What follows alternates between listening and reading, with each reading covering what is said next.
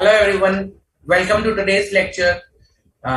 So today we are going to continue SA 600 series. After that we will be going to the SA 700 series. So in the last lecture we discussed about SA 600 using the work of another auditor. Okay, where we discussed the whole essay, and today we are going to take some of the questions, like past questions of this particular essay. While I will be discussing this essay, I'll request everyone, please provide your questions or ask your queries through this portal so that I will be able to resolve your queries. Also, if you have any doubt at any point in time during the lecture, please ask. Don't hesitate. Okay. I hope everyone has read the essay that we discussed in the last lecture and that we are going to discuss now after this particular essay 600. So, in order to give you a greater clarity, it is mandatory to read. Okay. So, guys, let's start. Okay. Just a quick recap. So last time we discussed about SA 600 using work of another auditor. Okay. How we can delegate the work to another auditor, like in case of a principal and component, how we can rely upon the work done by the component auditor, what are the things that we need to see before we rely upon the work of a component auditor. Remember, we need to check, like principal auditor, before accepting the position of a principal auditor, he needs to check the materiality of the principal audit portion. He needs to see that how much knowledge he has of the business and the other components from the principal auditor point of view. What are the risk of material misstatement he expects in the in other areas of the component? Okay. Then other procedures he needs to perform as a principal auditor. So other procedures like professional competency of the component. If he is not member of ICI, he needs to verify. He needs to obtain sufficient and appropriate audit evidence that the work of other auditor is adequate for him for his purpose, and how he has dealt with the finding of the component auditor. Okay.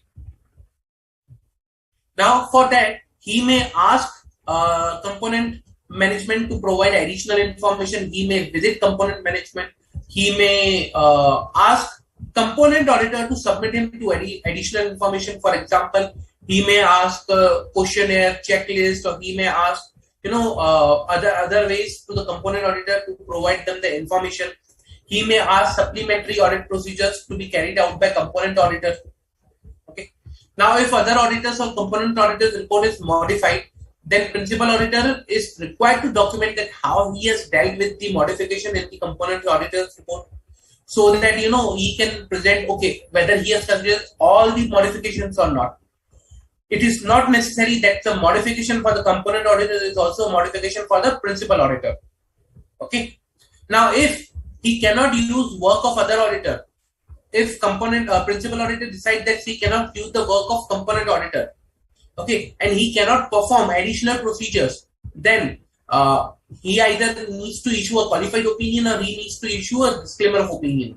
However, whenever he is relying upon the work of other auditor, he needs to disclose appropriately in the audit report. However, that he is also required to diminish that this does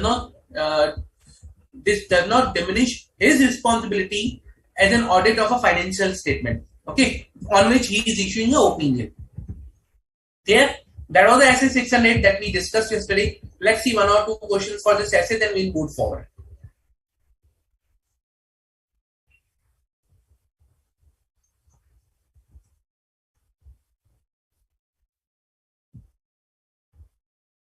This is May 18 question, very important one. B is a principal auditor of ABC Company Limited with 8 branches, audited by 8 branch auditors. B wanted to ensure that the work of branch auditor were adequate for her purpose of his audit, and hence he insisted on branch auditors to get familiar with the checklist that he prepared for branches. Besides, required them to share their working papers compiled by them for his review and return. In principle, is principal audit within his right in asking for sharing such working papers? Before I go to answer,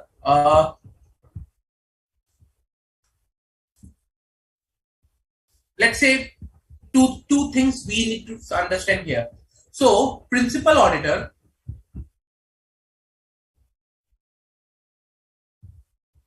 is asking checklist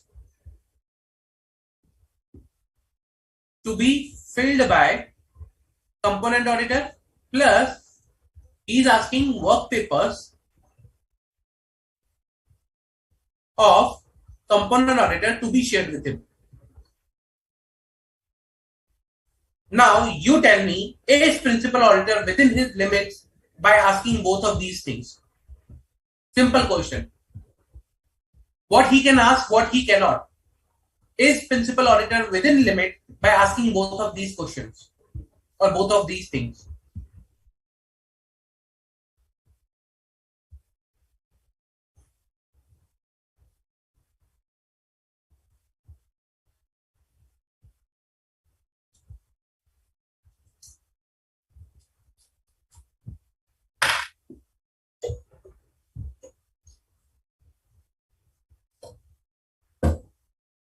Come on, guys.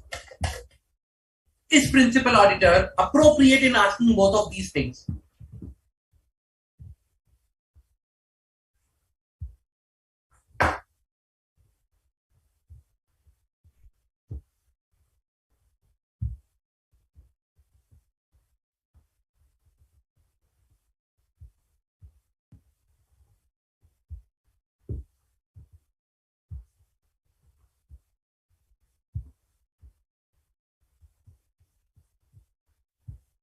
So you need to answer, you need to consider the things we discussed yesterday, what principal auditor can do to ask additional information.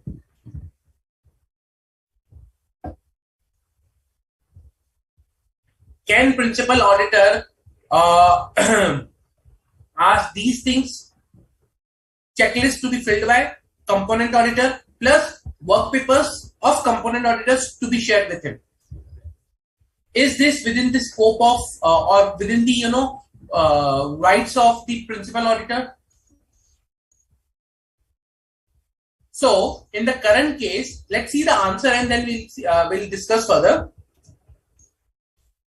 Using the work of another auditor when the accounts of the branch are audited by a person other than the company's auditor or principal auditor, basically, there is a need for clear understanding of role of such auditor and the company's auditor in relation to the audit of the accounts of the branch and the audit of the company as a whole. Also, there is a great necessity for proper rapport between these two auditors for the purpose of effective audit. In recognition of these needs, Council of the Institute has issued like SA 600 using the work of another auditor. It makes clear that in certain situations, the statute governing the entity may confer a right on the principal auditor to visit component, examine the books of account, other records of the said component, if he thinks necessary to do so. Whether where another auditor has appointed for the component, the principal auditor would normally be entitled to rely upon the work of such another auditor unless there is a special circumstances to make it essential for him to visit component or to examine books of accounts and other records of the said component. Now, further, it requires that the principal auditor should perform procedures necessary to obtain sufficient and appropriate audit evidence that the work of other auditor is adequate for the purpose of principal auditor's purpose in the context of the specific assignment. Now, when using the work of another auditor, the principal auditor should ordinarily perform these procedures. Advise the other auditor of the use that is to be made of the other auditor's work and the report and sufficient arrangement for coordination of their efforts at the planning stage of audit. Okay. Second, advise the other auditor of the significant accounting, auditing, reporting requirements and obtain representations as to compliance with them. The principal auditor might discuss with the other auditors the audit procedures applied or review a written summary of the other auditor's procedure and finding, which may be in a form of completed questionnaire or checklist. The principal auditor also wishes to visit the other auditor. Okay. The nature, timing, and extent of the procedure will depend upon the circumstances of engagement and the principal auditor's knowledge of the professional competency of other. Means here it says that the other auditor, principal auditor might discuss with the other auditor, the audit procedures applied, or review a written summary in the form of questionnaire or checklist. So he can ask for the questionnaire and checklist that is there. We understood. Good.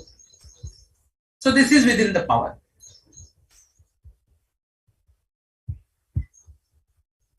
Further, as per SA 230 by ICAI on audit documentation, standard of quality control SQC1, quality control for firms that perform audit and review of historical financial information, provides that unless otherwise specified by law or regulation, audit documentation is the property of the auditor.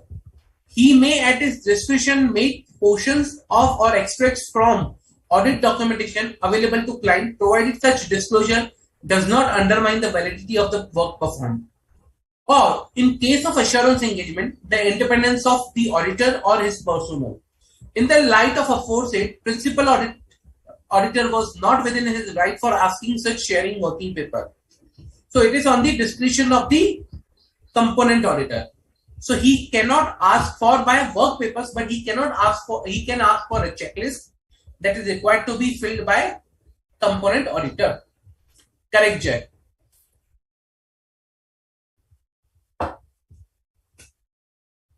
So work papers you cannot ask. Checklist and questionnaires we will be providing you.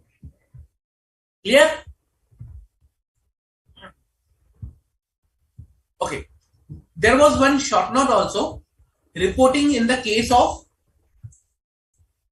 So there was one, write a short note on the following.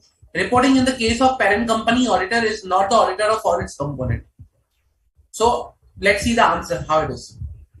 In case where the parent auditors is not the auditor of all the component included in the consolidated financial statement, the auditor of the consolidated financial statement should also consider the requirement of SA 600. As prescribed in SA 706, if the auditor considered it necessary to make a reference to the audit of other auditors, the other auditor's report on the consolidated financial statement should disclose clearly the magnitude of the portion of the financial statement audited by other auditors. Remember, we saw this example.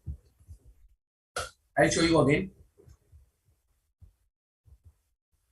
Over here, this is the one that is there as per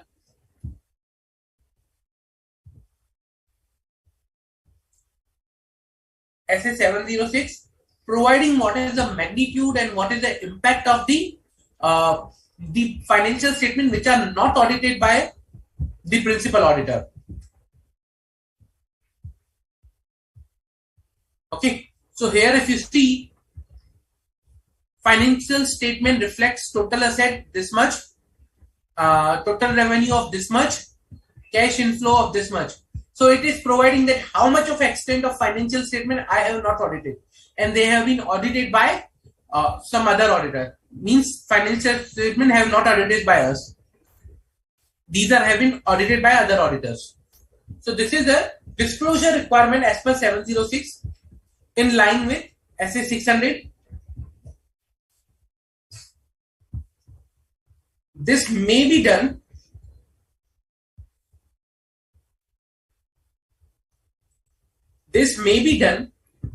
by stating aggregate rupee amount or percentage of total asset, revenue, cash flow of the component included in the consolidated financial statement not audited by parent's auditor.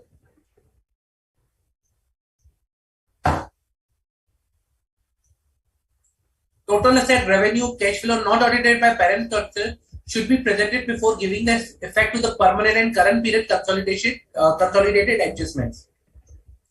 Reference in the report of the auditor on the consolidated financial statement to be fact that the part of audit of the group was made by other auditors is not to be construed as the qualification of the opinion, but rather as an indication of the divided responsibility between the auditors and parents and his subsidiary. Clear? Same way, what they are saying is that the thing that now we saw, see over here, total assets, revenue and cash flow not audited by parent.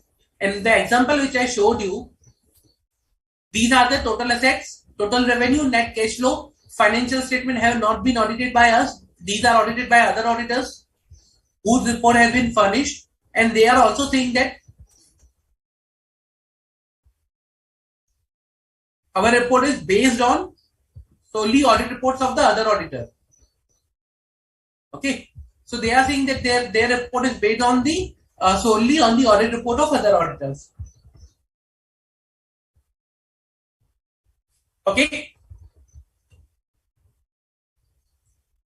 so that was a one short note that was asked. There is one more question on same SA 600 itself that was asked in I think July. Yeah, July 21 exam. Okay. PQ Limited, a listed entity headquarters in Mumbai, is having 15 branches all over India. The company is business of buying paddy grown by farmers directly and processing to the produce the final product for selling in domestic as well as international markets. PQ Limited appointed 4 firms of chartered accountants for audit of its head office and branches. Your firm is one of those firms. It was agreed that your firm will act as a principal auditor. What factors will be considered while you accepting the position as a principal auditor? Just now we saw before accepting as a principal auditor, what you need to do is, as per SA 600, using the work of another auditor, while accepting the position of principal auditor, the auditor should consider whether the auditor's own participation is sufficient to be able to act as a principal auditor. For this purpose, the things you need to consider: materiality of the portion of financial information which the principal auditor audits.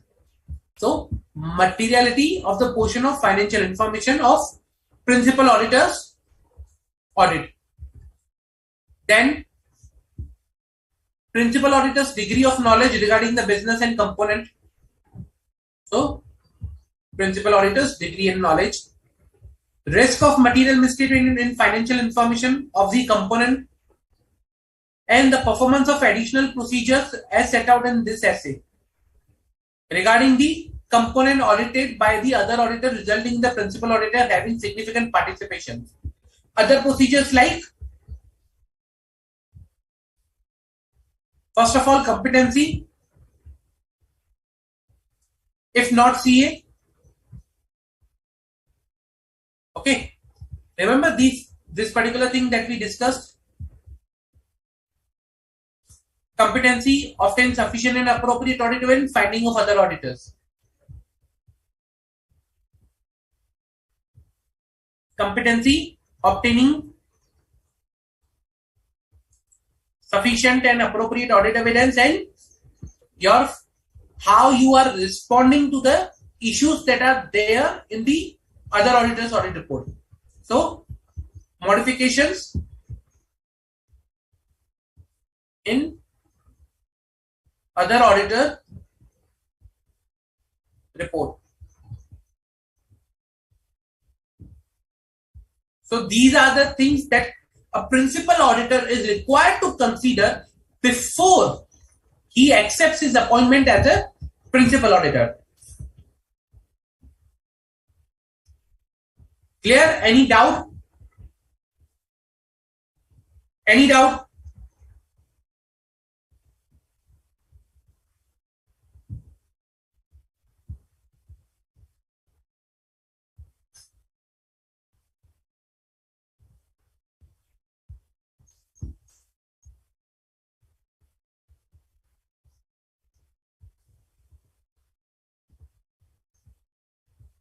So what you can do is you can just remember the keywords, that is materiality, knowledge, okay, risk of material misstatement, and additional procedures.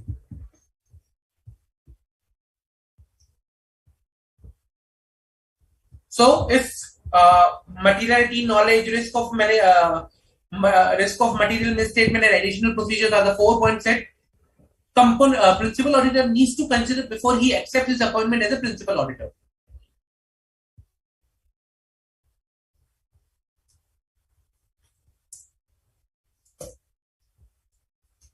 Any doubt, guys? Any doubt?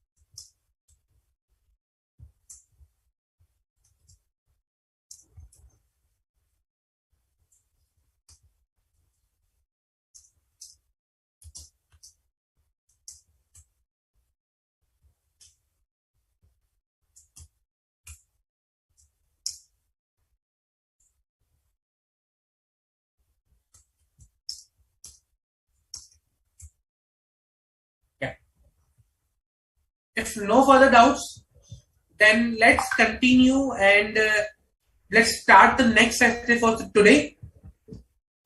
610. Okay. So, as usual, before starting into the essay, we understand why this essay was there, what is the purpose. See, essay 610, this is the using the work of internal auditors.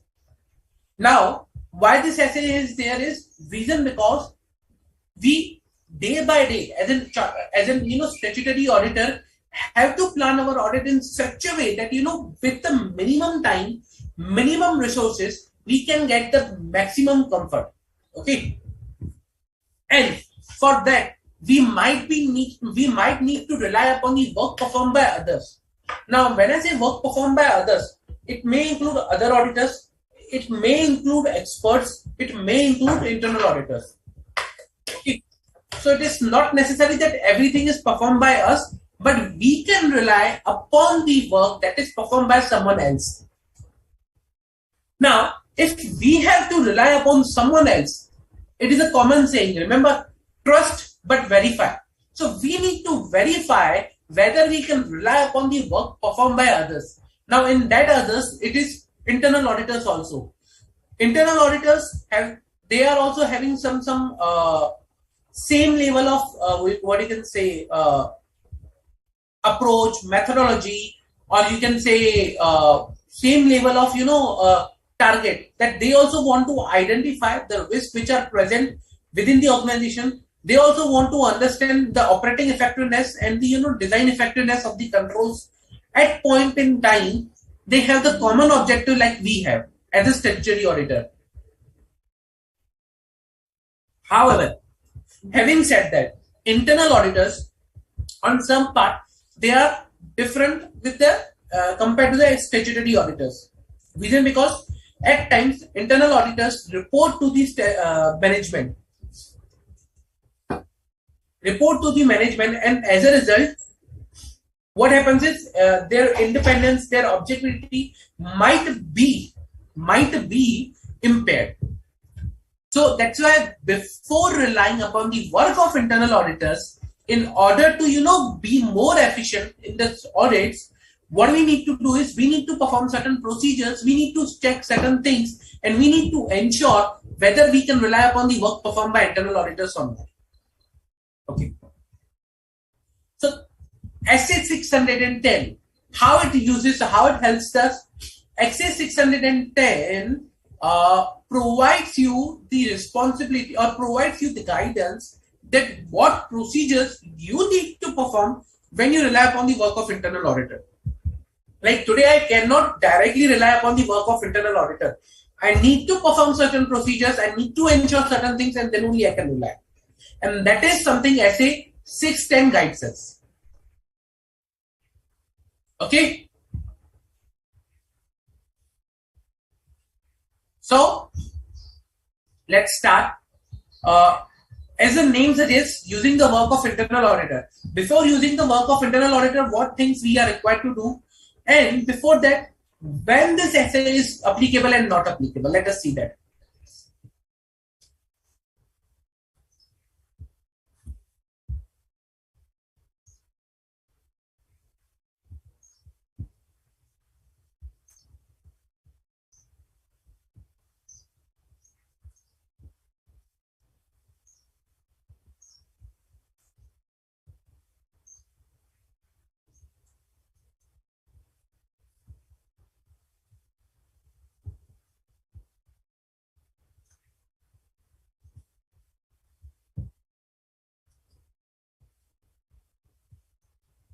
Essay 610 not applicable. These are the scenarios where Essay 610 will not be applicable. Okay. Essay 610 will not be applicable when entity is not having internal audit function. When entity is not having internal audit function, how can you rely upon that? Essay 610 not applicable. Number two, if entity has an internal audit function, Okay, if entity has the internal audit function and responsibilities and activities of internal audit function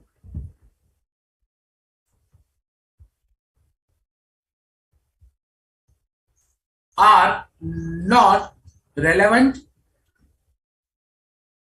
for the purpose of audit,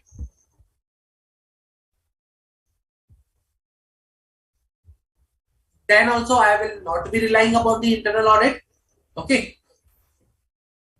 Most and important one is based on the understanding. Let's say, for example, their function, their activities, responsibility is also relevant. Entities having internal audit function, but based on the understanding, okay, external auditor, external auditors does not expect to use the work of IA. Means I am not planning to use the work of internal auditor. Then also this essay will not be applicable. Can I apply this essay in partiality? Like half of the portion I will be apply, half of the portion I will not apply. Answer is no. Either it is applicable in full or either it is applicable in none. It is black or white, not the gray.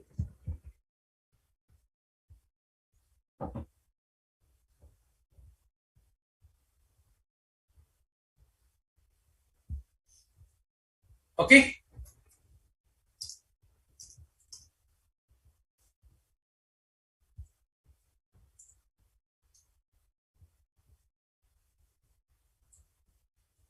So in these scenarios, this essay is not applicable.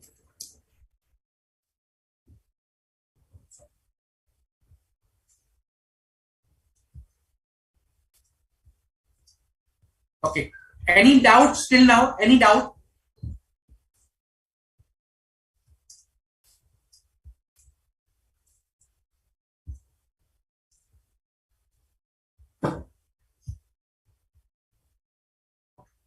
Now, if this essay is not applicable, then that is fine. If this is applicable, let's say we want to rely upon the work of internal auditor or entities having internal audit function where the functions are relevant, activities are relevant, plus we want to rely upon the work of internal auditor, then what?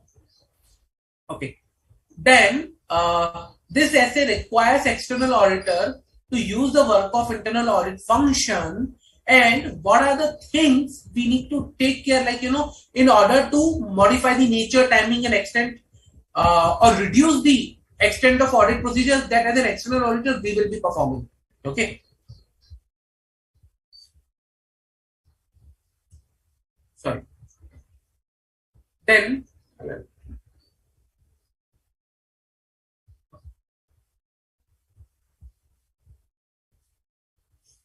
there are two ways you can, obtain or you can rely upon the work of internal auditor. There are two ways you can do it. Number one, you can either, rely upon the work that is already being performed by the internal auditor, or you can also ask internal auditor to provide you the direct assistant under your supervision, your review, and he will be performing the work and you will be reviewing it. So there will be two ways. Either he has already performed the work, now you are reviewing that, or you are using for your own purpose, or you are asking help and asking internal auditors to help you and to join you to perform the work for you, and you will review that. It will become your team member. So there are two ways. Okay. But before we rely upon the work of internal auditor, what we need to do is we need to understand few things.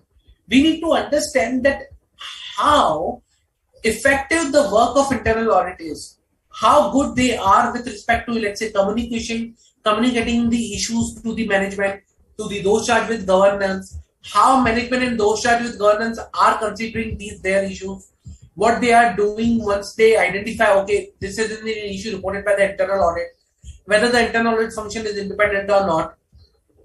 Okay, so all these things are we required to consider. Okay.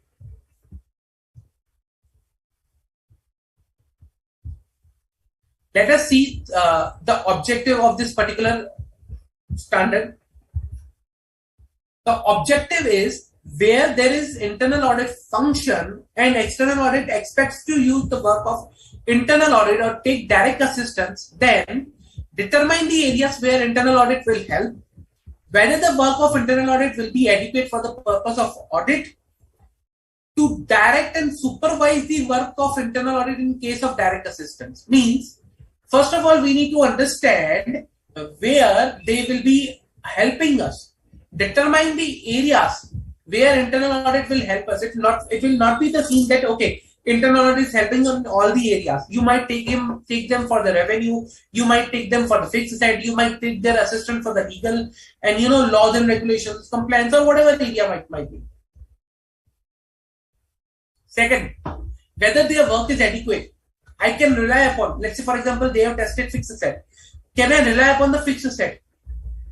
Number 3, in case of direct supervision, I need to direct and supervise them that how they need to perform the work. Okay. Let's say for example, I decided, okay, I will be using the work of internal audit. Now what I need to do? I need to evaluate the internal audit function first. First, I need to determine whether in which areas and to what extent I can be using the internal audit function. And for that,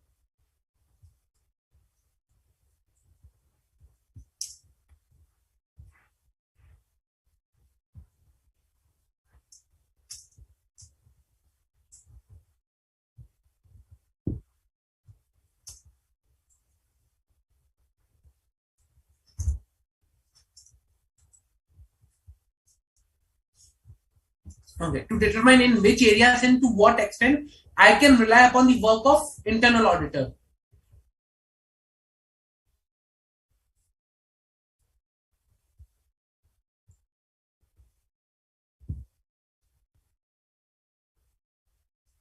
Can be used.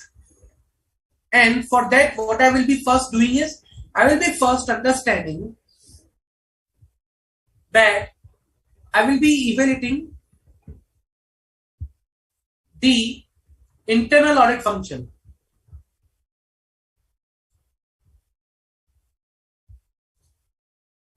Okay, I will be evaluating the internal audit function, and what I will be evaluating is, okay, when I say I will be evaluating the internal audit function as an external auditor, I need to determine whether the work of internal audit can be used for the purpose of audit, and for that, what I will be doing is I will understand the extent to which the internal auditors, or the internal audit function within the organization. What is their status? What are the relevant policies, procedures which support the objectivity of the internal auditor? So first I will ensure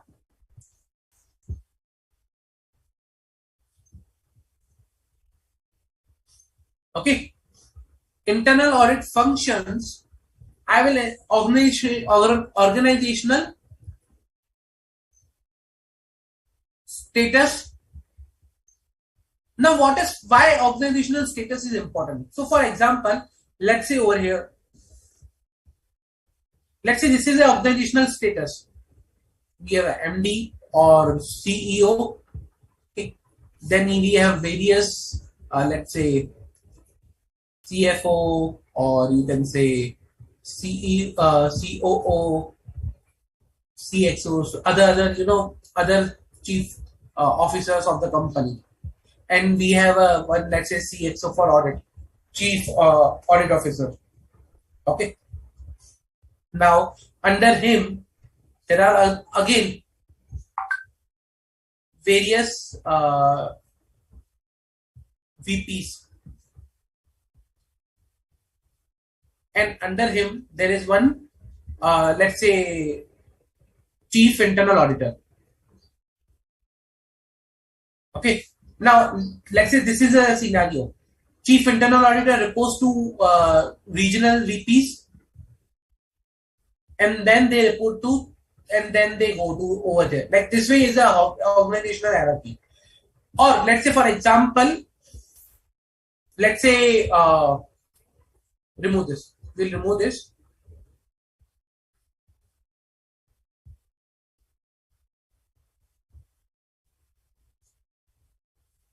Let's say each department.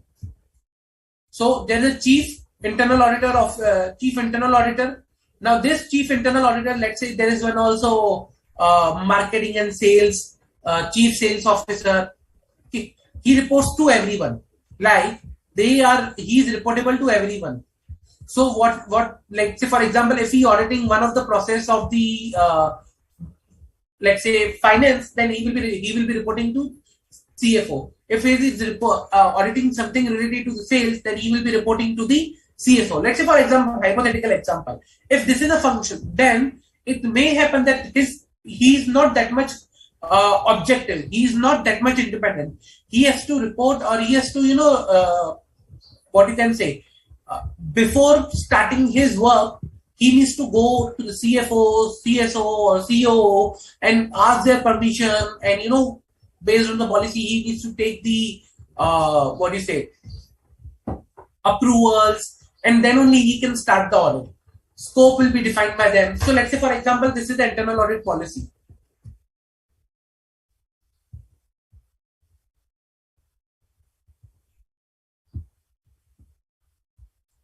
Internal audit policy says that before starting audit,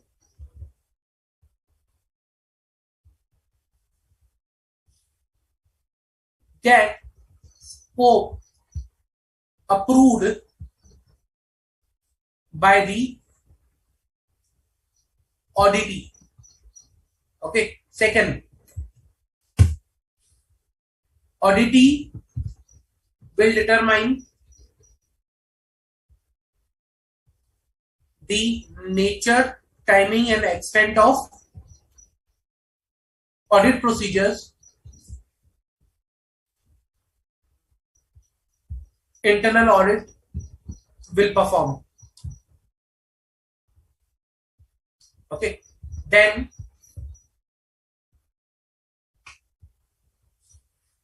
all the issues, unless approved by auditee, all the issues unless approved by auditee are not to be reported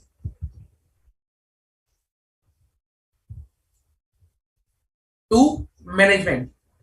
Means unless it is approved by the auditee, you are not required to report any issue to the management.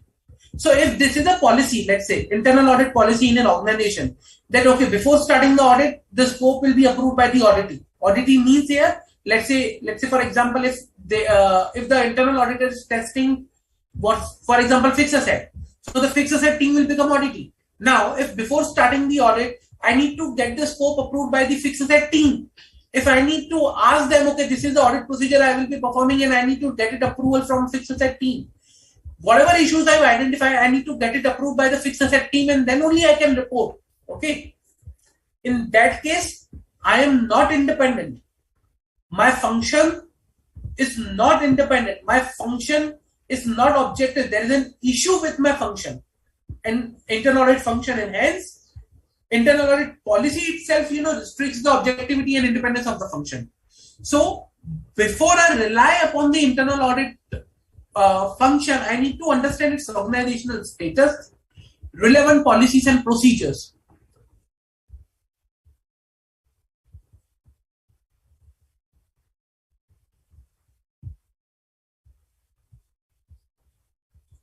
To ensure objectivity of the internal audit function.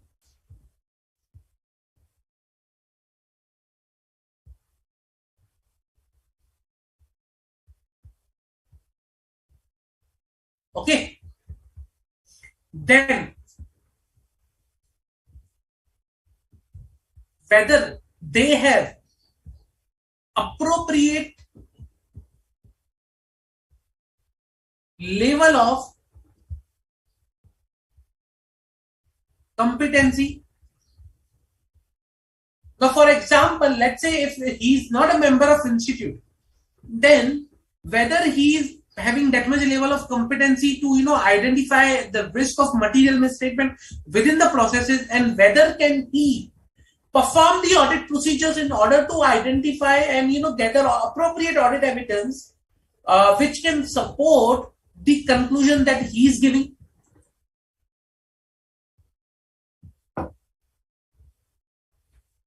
So I need to understand what is the level of competency of internal audit team, internal audit function. Okay, that is very important to understand. Reason because otherwise I will not be able to determine whether the internal audit function's competency is enough. So whether the internal audit function is adequately and appropriately resourced. Let's say, for example, there are only 2 people in the internal audit team. Are they competent enough to identify all the risks of the processes? Whether there are established policies for hiring and training of internal auditors.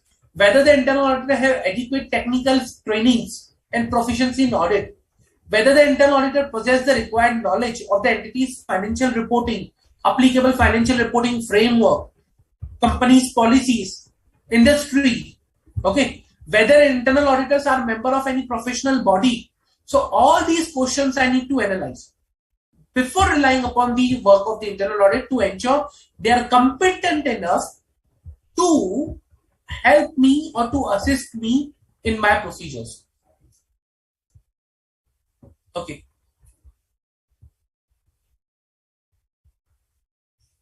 Now,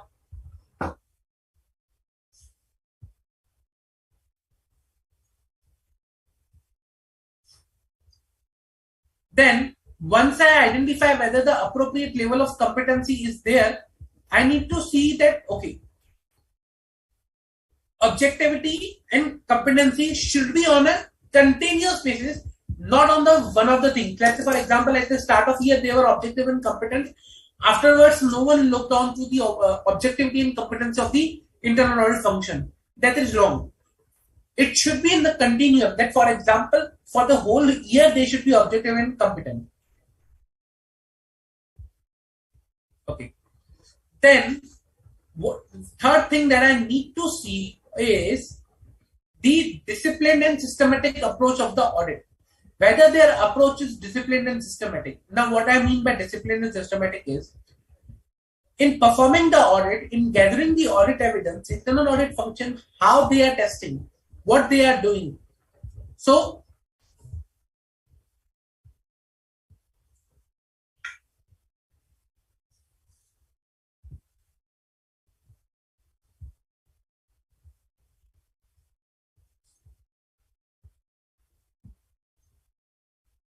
systematic and disciplined approach of audit.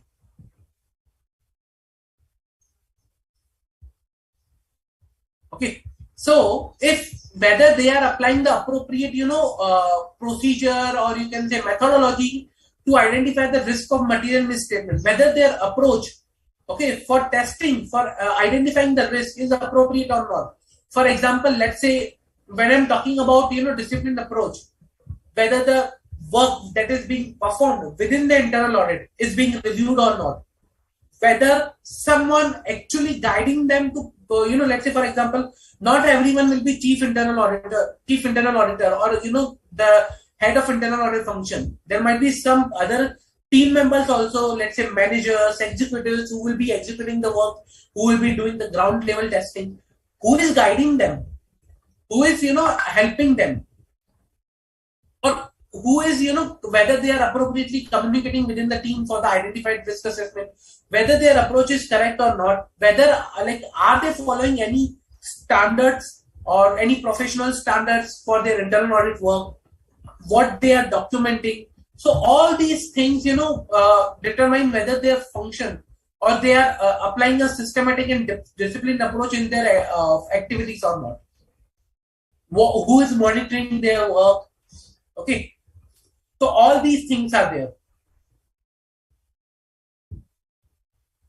So I will ensure that I will evaluate whether I can rely upon the work of internal audit function or not by evaluating these 3 points. Okay.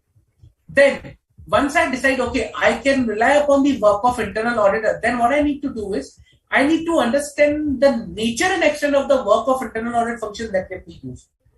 Till now, I was analyzing, okay, I can use the work, but how much? That is another question. So,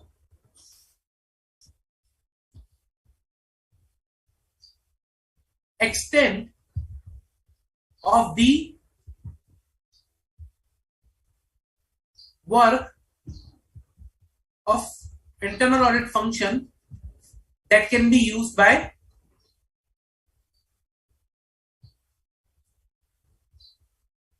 external auditors. So I'm talking about the work that I can use. I determined I can use the work. Now it's time to decide how much I can use the work. For that, what I will be doing is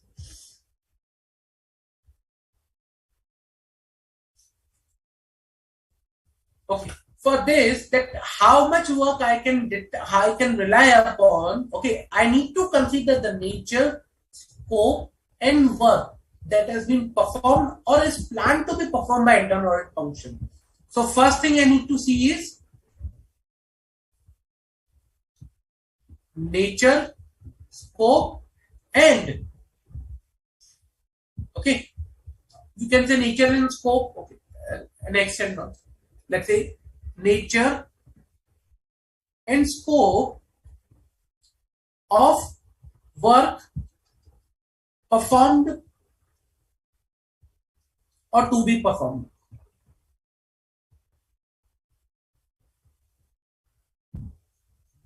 Okay, what is the nature and scope of the work that will be performed or to be performed? Then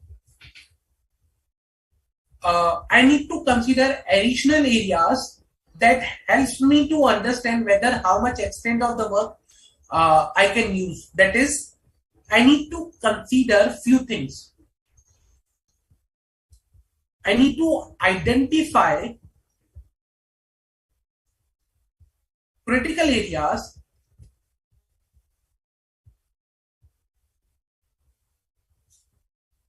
where I should not rely much on internal audit function. So, if I have identified some critical areas where there is a high risk of material misstatement, over there it should advisable that I should myself perform the testing instead of I should rely upon the internal audit. Reason because if that is a critical area, and if I am not performing the test myself, then means what I'm doing is let's say for example, out of the whole audit, three risk basically. For example, over here, let's say out of the whole audit, financial statement audit, three areas were identified as a critical: AR, fixed asset, and sales. All these three areas, I took the help of internal audit. I rely upon their work, and rest was testing done by me. Now, do you think this makes sense? Means I outsource the critical area, but the small areas which are not that much critical, I performed myself. Means on the majority of the portion, I am not performing the work. I am relying upon the work that is performed by someone else. So, in that way, it is not my opinion. Rather, it is the majority of the work done someone by else. So that is not appropriate. This is not allowed, or this is not even the correct approach, where the majority of the work is not performed by the internal auditor. So I need to identify critical areas in order to prevent undue use of work of internal audit function. Okay. So this helps me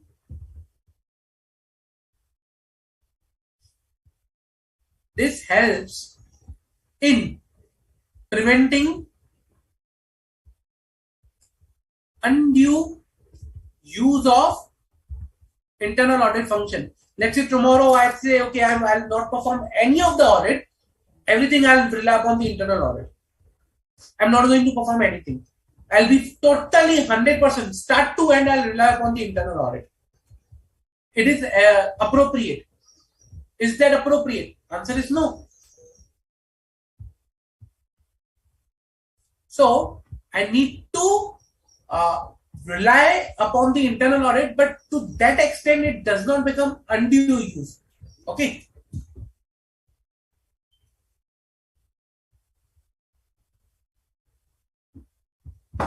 Now, question comes is, how will I identify critical areas? How will I identify critical areas? So,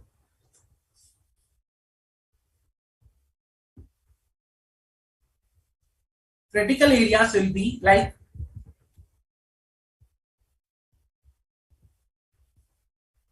more judgment. Okay, more judgment is there. For example, uh, to perform the audit procedures or to gather the audit evidence, more judgment is required. Higher risk of material misstatement. Then you can say internal audit function has not performed appropriate procedures for that area. Let's say they have not tested appropriately that area within their function itself. Okay, or I identify any of the issues, like they are not their organizational status, objectivity, and competency is not appropriate. So means I cannot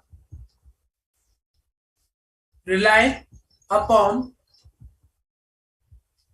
internal audit function. I cannot rely upon internal audit function because of these particular issues, that status, level of competency, systematic and disciplined approach. So, due to level, competency, and systematic and disciplined approach. Okay. If I decide on basis of these three things, I cannot rely upon the internal audit function that much, then I will be restricting their use. Okay. So these are the critical areas or where I can prevent myself by undue use of internal audit function. So critical areas or preventing undue use of internal audit function. Areas where there is more judgment, higher risk of material misstatement, IGA has not performed appropriate procedures, I cannot rely upon the internal audit function on those areas. I will not use internal audit function. Clear? Now, once I decide, okay, I am using the work of internal audit. Okay, once I decide I'm using the work of internal audit, then what I need to do is I need to communicate with those charged with governance. Okay, I need to communicate with those charged governance about overview, okay, of the plant scope, that how much I'm going to rely. Then nature, timing, and you can say timing of audit, extent of reliance,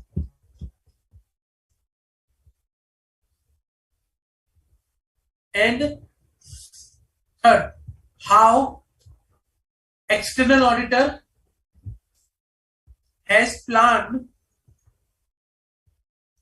to use work of internal auditor. So this is the way I need to communicate with the those charged with governance about these three things. And when I say I'm communicating with those charged with governance, okay, I need to remember the essay we discussed.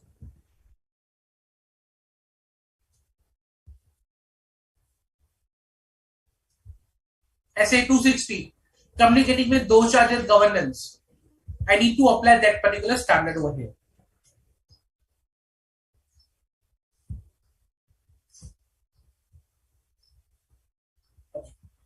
So this is the one where I plan to use the work to determine in which areas and to what extent I need to use the work of internal audit function, or internal audit function can be used.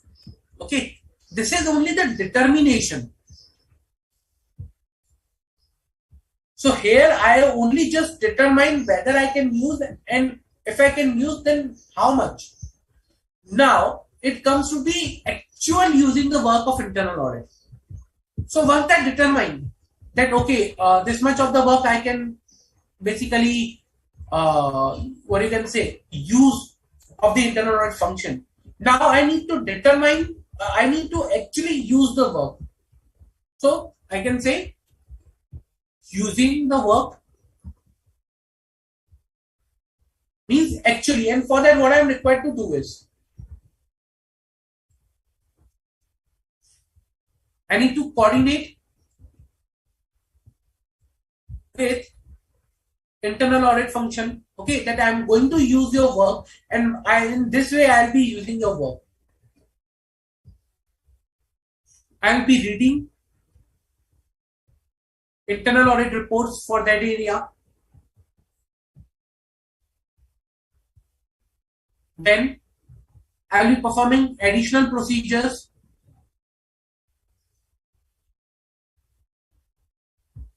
on work performed by internal audit functions.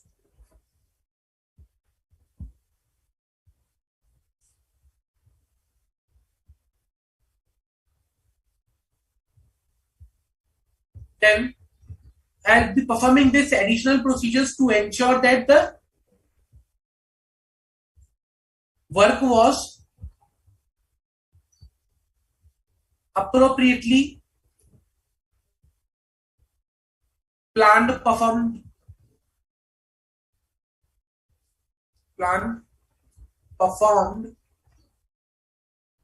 supervised, okay, and documented.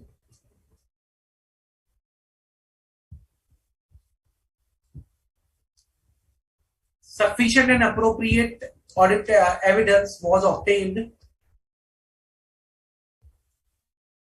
by internal audit function. Okay. Conclusions reached are appropriate.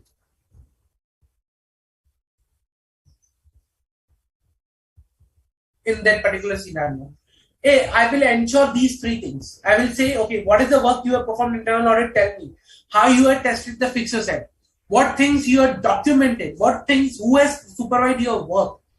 Then I will check what evidence you have obtained and whether that evidence is sufficient and appropriate. Third, what is your conclusion? Whether your conclusion that you have reached is consistent with the result that you have obtained and the evidence you have obtained. Okay. So I will perform additional procedures on the work performed by internal audit function, and in that additional procedures I will do all these three things. Okay. Then I will ensure that the amount of judgment, the risk assessed, like material misstatement, and like the objectivity, competency of the internal audit function is, appropriate for that particular area also.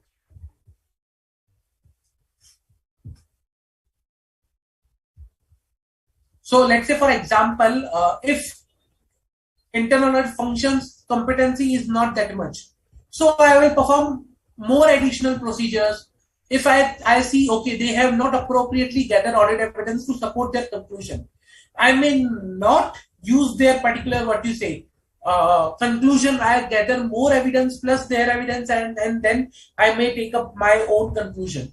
So I need to understand that, okay, how much competency and level of objectivity is there, what is their status, what is their procedure, or what is they have gathered as an evidence in order to determine my additional procedures and their area.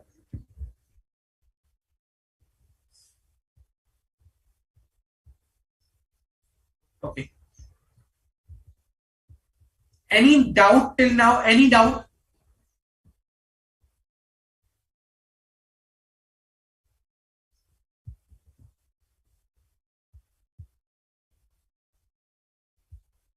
Any doubt, guys?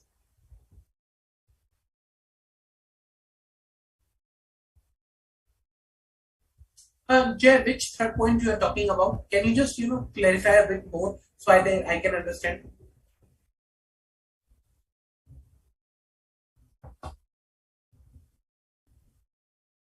Any doubt?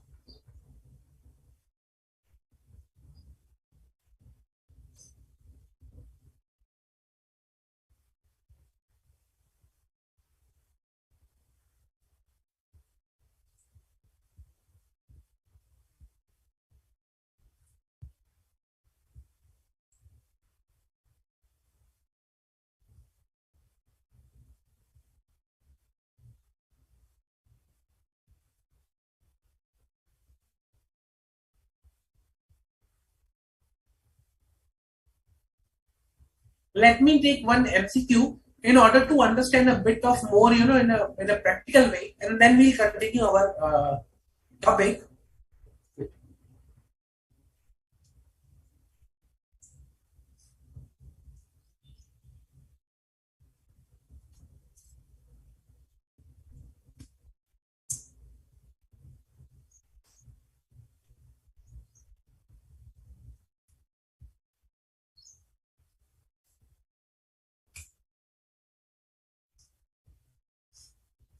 Let us see one MCQ and then we'll just go further.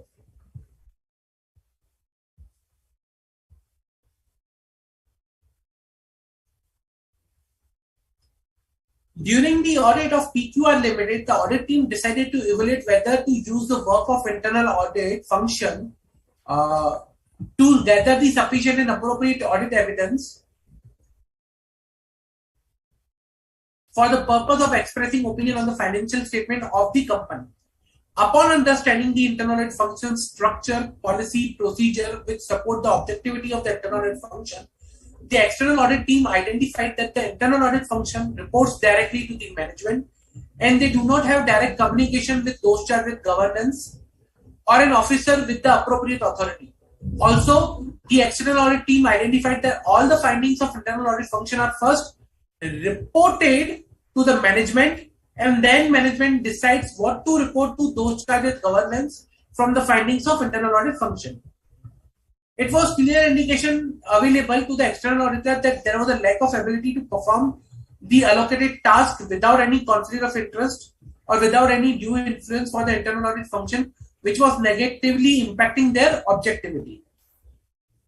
However, the external audit team still decided to use the work of internal audit function in the areas where more judgment was involved and where the risk of material misstatement was assessed at the higher level.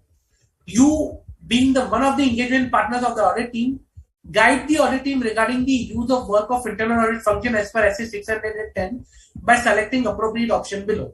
Now, you need to answer about this. The external audit team still decided to rely to use the work of internal audit function in the areas where more judgment was involved and where the risk of material misstatement was assessed was high. So the options are: external auditor shall not use the work of internal audit function if external auditor determines that the internal audit function's organizational status, relevant policies and procedures do not adequately support the objectivity of the internal audit. External auditor shall not use the work of internal audit function if external auditor determines that internal auditor's function, organizational structure, relevant policies, procedure do adequately support the objectivity of the internal audit. The external auditor shall use the work of internal audit function if the external auditor determines that the internal audit function does not apply a systematic and disciplined approach, including quality control. The external auditor shall not use the work of internal audit function if the external auditor determines that the internal audit function lacks sufficient competency to discharge their duties. So, what is the correct option over here?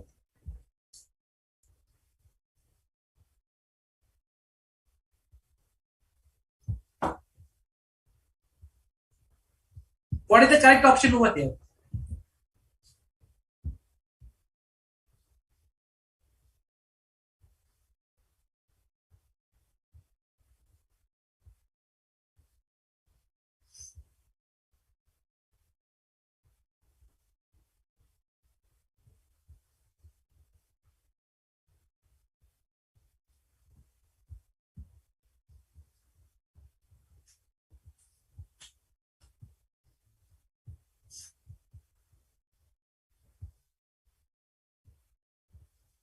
See, you need to choose the relevant answer over here. Relevant to the topic or the question.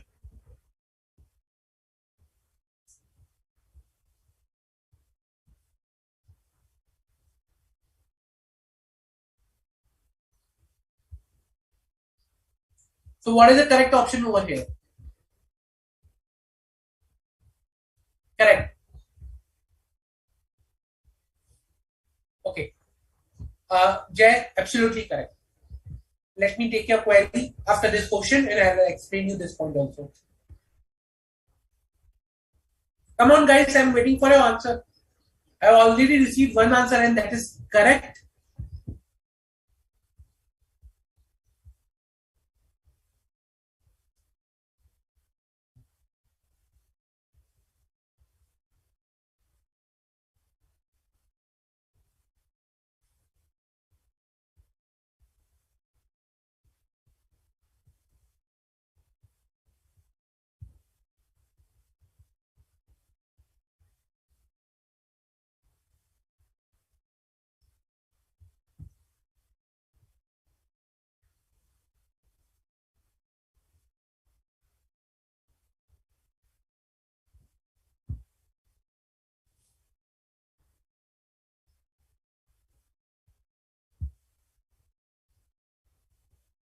So, what is the correct option here, guys? You need to understand and answer accordingly by understanding the question. Correlate the question and the option.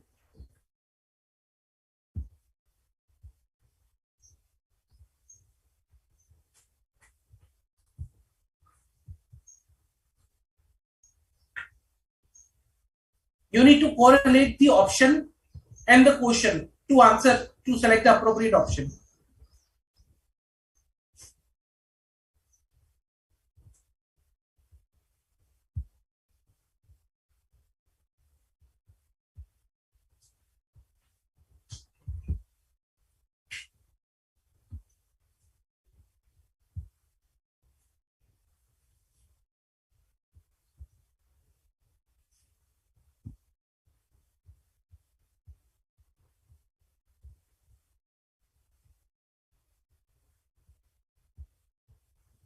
Come on, guys, waiting for your answer. So, see, here I'm talking about objectivity. You need to focus on this particular objectivity over here.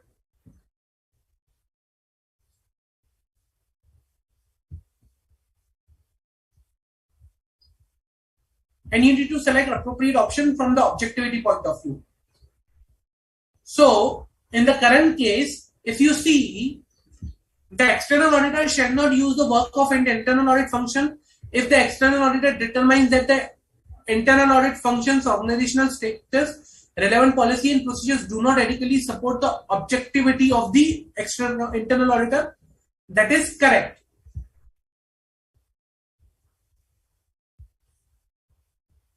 External auditor shall not use the work of internal audit function if the external auditor determines that the internal audit function, organizational structure, relevant policy procedure do adequately support.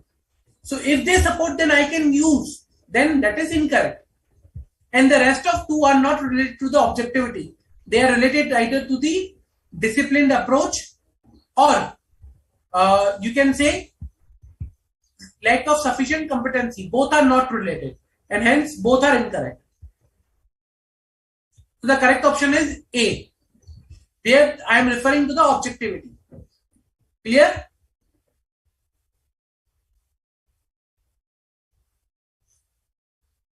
Any doubts? Yeah. Now the doubt one, there was one question with respect to the third point.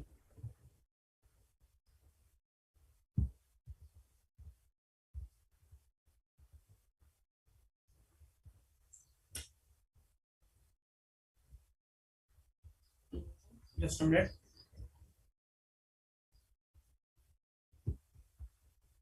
Okay.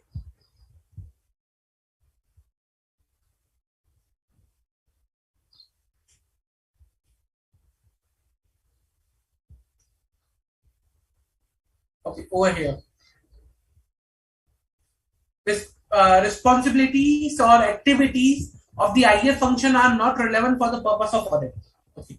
So, one of the question was, can you just, I need to explain this again as a doubt. So, what do I mean by that the responsibilities or the activities of the IF function are not relevant for the purpose of audit? Let's say, for example, in an organization, okay, there is an internal audit function, and that internal audit function is, not looking onto the risk of material misstatement present in a particular process, or they are not testing the design and effectiveness of the control. Rather, what they are focusing on only one area. Let's say operational audit. They are doing the operational audit. They are not concerned with the financial audit. So in that case, what has happened is their respective activities or functions are not relevant for the purpose of audit. Or let's say, for example, internal audit function is there, but they are not concerned with the, is the risk of material misstatement. They are concerned with only three areas. Let's say fixed asset, cash and bank, or revenue. Rest of the areas is not within their scope. The management has decided only to keep them for only these three areas. So it may happen their respective activities or function is not relevant for the purpose of the audit in that case. Jay, in earlier example, in earlier question, you need to correlate which particular topic I'm speaking about here. So I was referring to the objectivities. That's why the correct option is A, not C and B.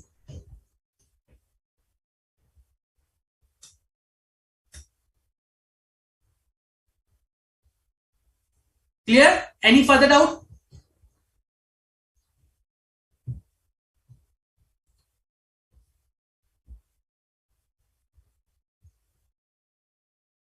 Any further doubts?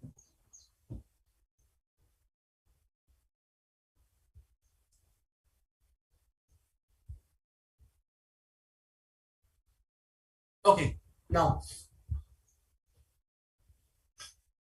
as I just discussed just now, that in order to rely upon the work of the internal audit, I need to perform some procedures. Okay, I need to perform some additional procedures, like to ensure that the work was performed appropriately, supervised appropriately, document appropriately, sufficient audit evidence was obtained, conclusion reads are appropriate. So I need to perform some additional procedures. Now, the external auditor's procedures on the work of internal audit function will give me, will provide some that comfort that is required in order to rely upon the work of internal audit. Okay. Now these procedures, as I discussed, that will guide me with respect to the work, that how much I can rely upon the work of internal audit. For that, I may make inquiries. I may, observe some of the procedures that internal audit has performed. I review their work papers. I review their documentations, and that is there. But now let me take one more question, and you tell me whether this is appropriate or not.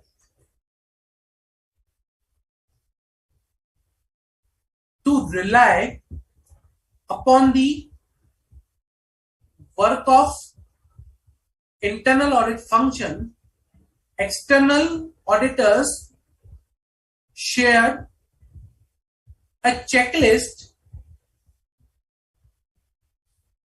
to internal audit function, okay, for gathering further information which will help them in relying upon internal audit function.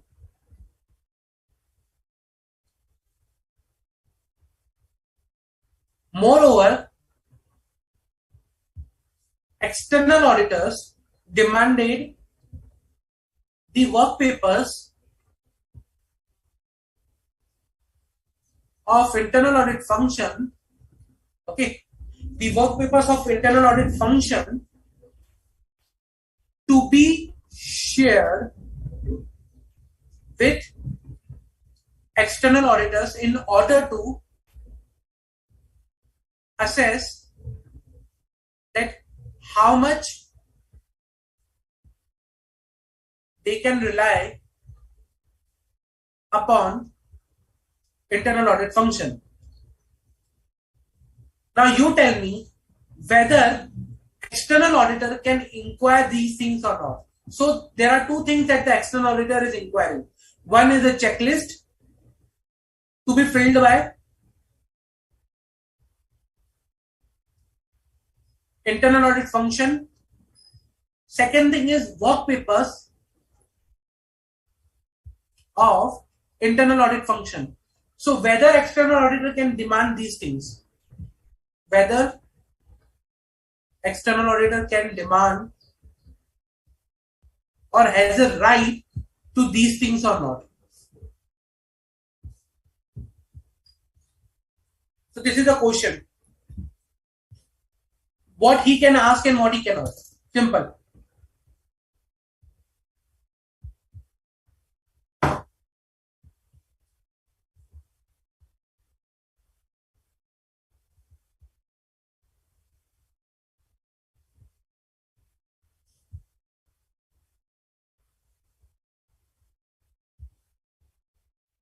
Come on, guys.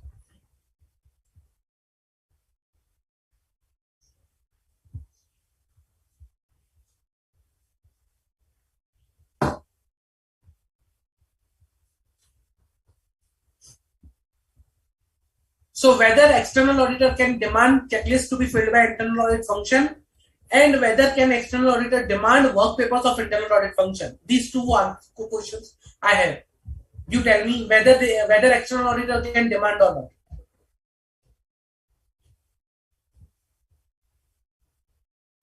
Jay, good question. I'll be taking after this particular. I'll be answering your question after this question.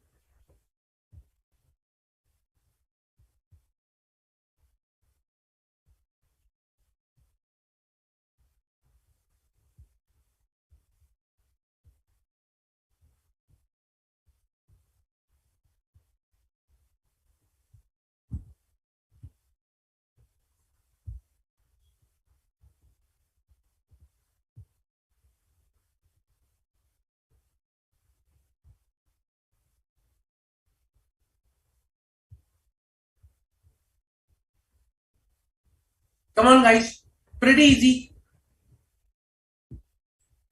We already discussed this particular topic now.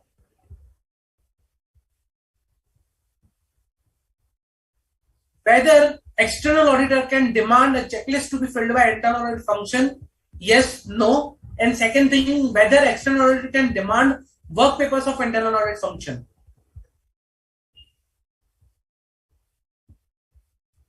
Okay. So one of the answers that we have received is checklist for checklist, yes. Okay, let me tell you. Checklist, yes, he can demand. That is there. Now you tell me for the work papers of internal audit function. Can external auditor demand the work papers of internal audit function?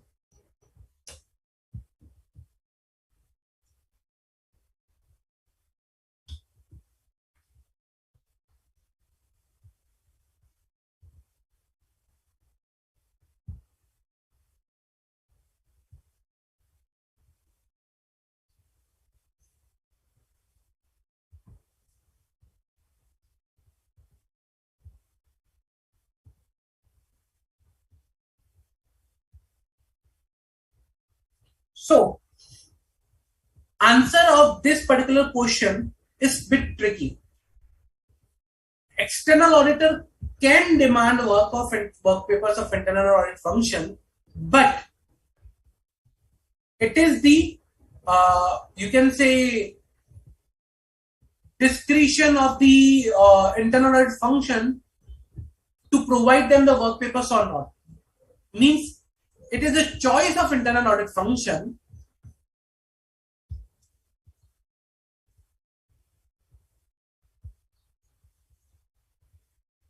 to provide the work papers. Okay. If they provide,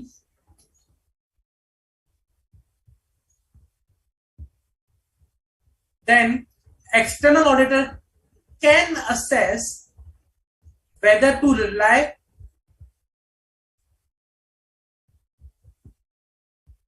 or means whether to rely upon the work of internal audit or not by reviewing the work papers. If they do not,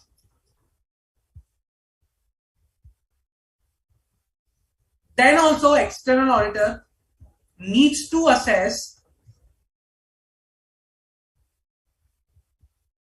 whether still can he rely upon the work performed by internal audit function. In most of cases, it will be no. In most cases, it will be no reliance. Because I do not have any work paper that is being provided by internal audit function. So I cannot rely upon, I cannot see what is the audit evidence they have gathered, what is the procedure they performed, who reviewed it. I have no documentation, so I cannot rely. In most cases, it will be, I will not be able to place any reliance. But if they provide, I will assess whether it is being appropriate or not. So once they will provide me, I will perform additional procedures on the work papers to understand whether I can rely upon that. So it is a choice of internal audit function to provide the work papers, and if they provide, I will perform additional procedure. If they will not perform, I will not rely upon the internal audit function. Simple.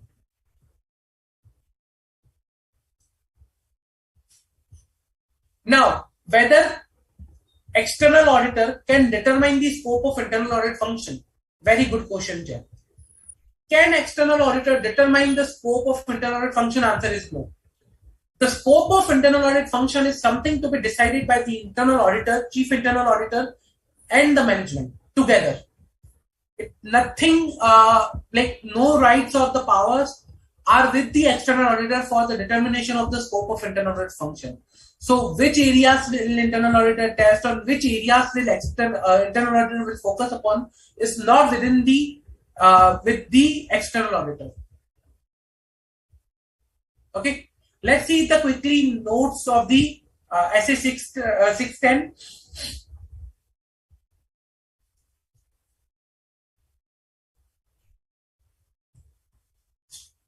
External auditor's responsibility if using the work of internal audit in obtaining evidence in direct and indirect assistance. This essay is not applicable if entity has no internal audit function or internal audit function is not relevant or not reliable.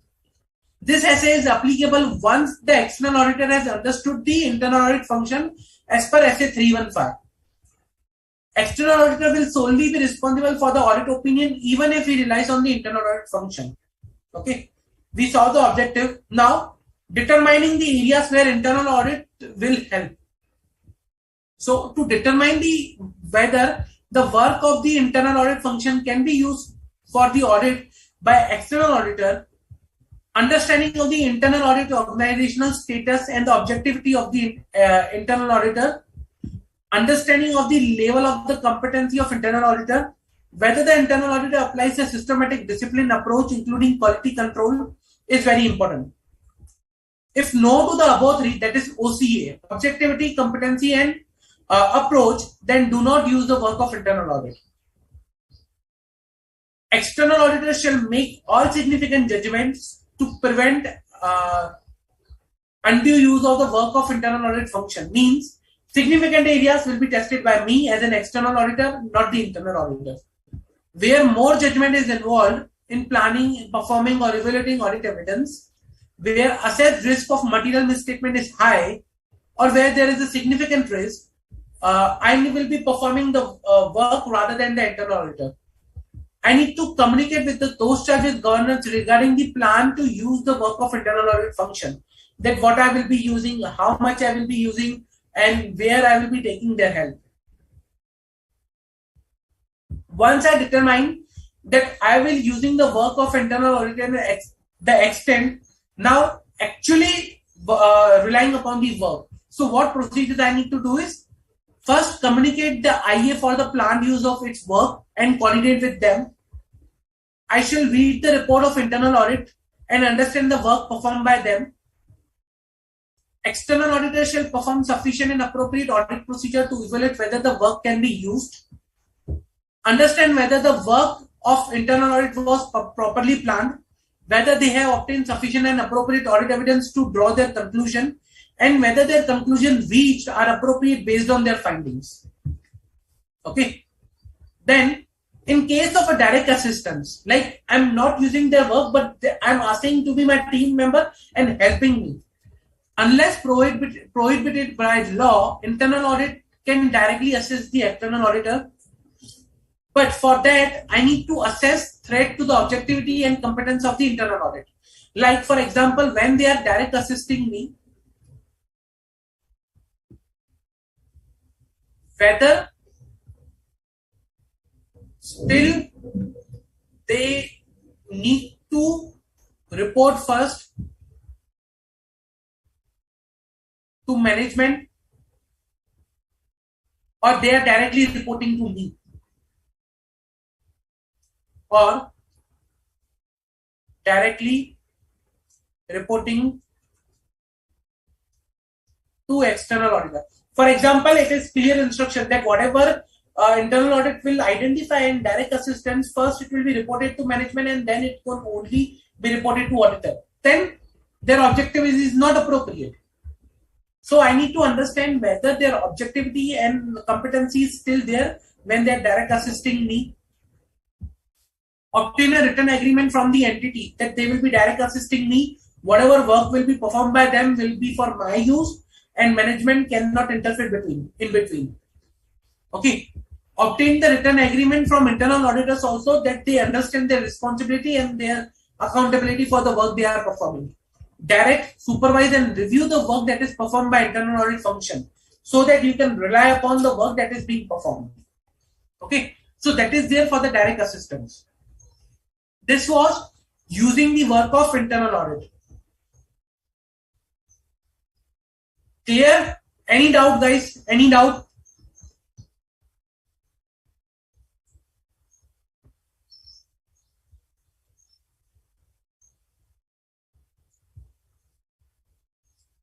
Any doubt, guys?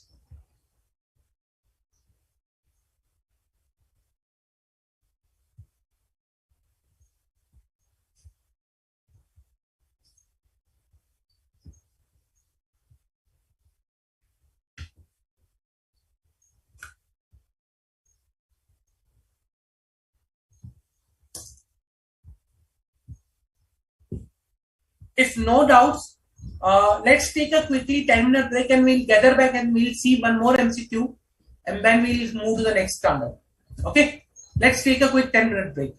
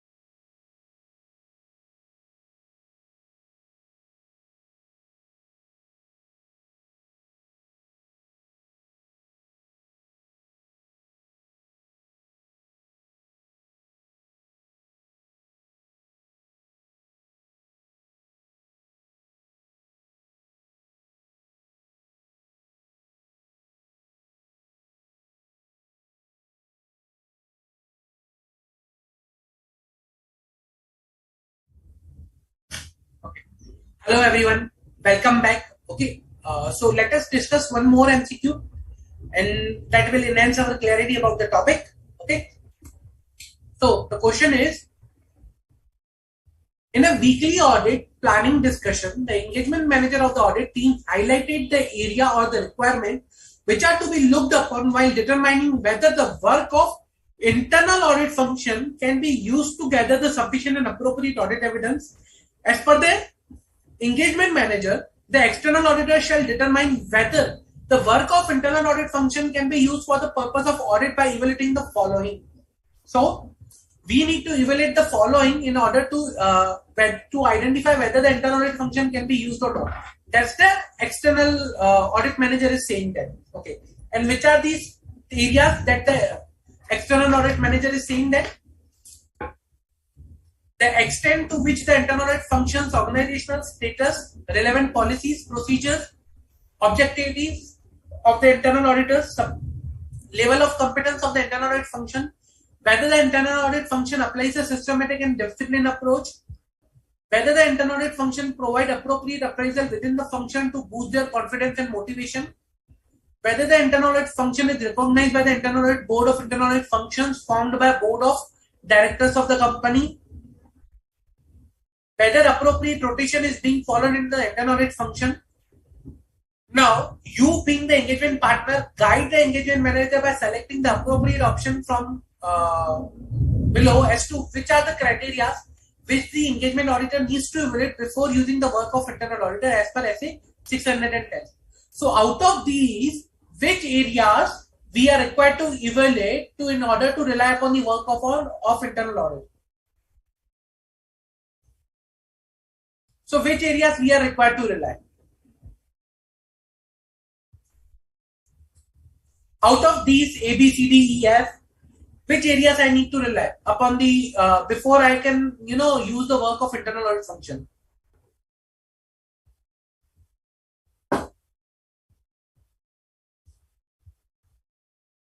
Come on, pretty easy.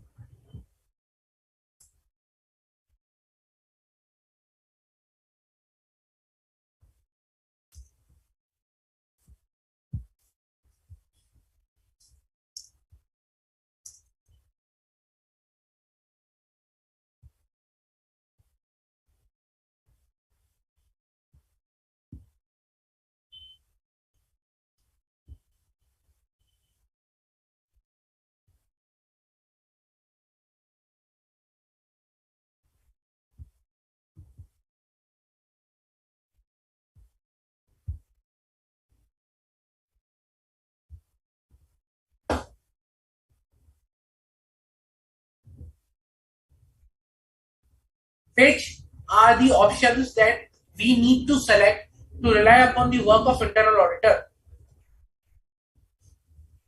Pretty easy, guys.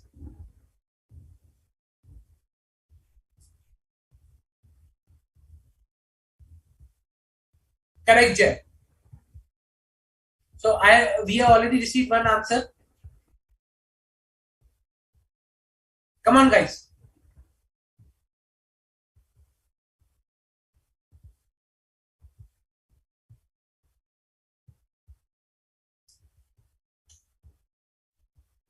So what I need to see before I can rely upon the work of internal auditor? Which are the areas I need to see? That's the question. Pretty simple question. We have already discussed this one.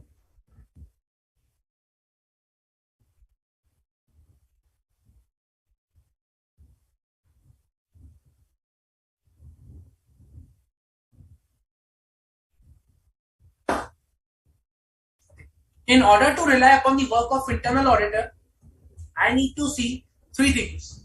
OCA: objectivity, competency, and systematic and disciplined approach. So, I need to see the objectivity of the internal auditors, competency of the internal audit function, and whether they apply a systematic and disciplined approach or not. Motivation, confidence, nothing relevant for me. Recognized by board, not relevant for me. Appropriate rotation, not relevant for me. So the correct option is A, B, C, or 1, 2, 3, basically. Okay, so these are the three areas that I need to see before I can rely upon the work of an internal audit, or before I can rely upon the internal audit function. Clear?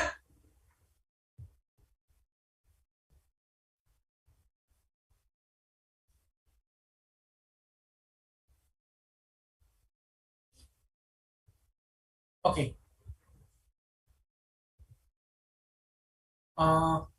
Any doubts, guys? Any doubt?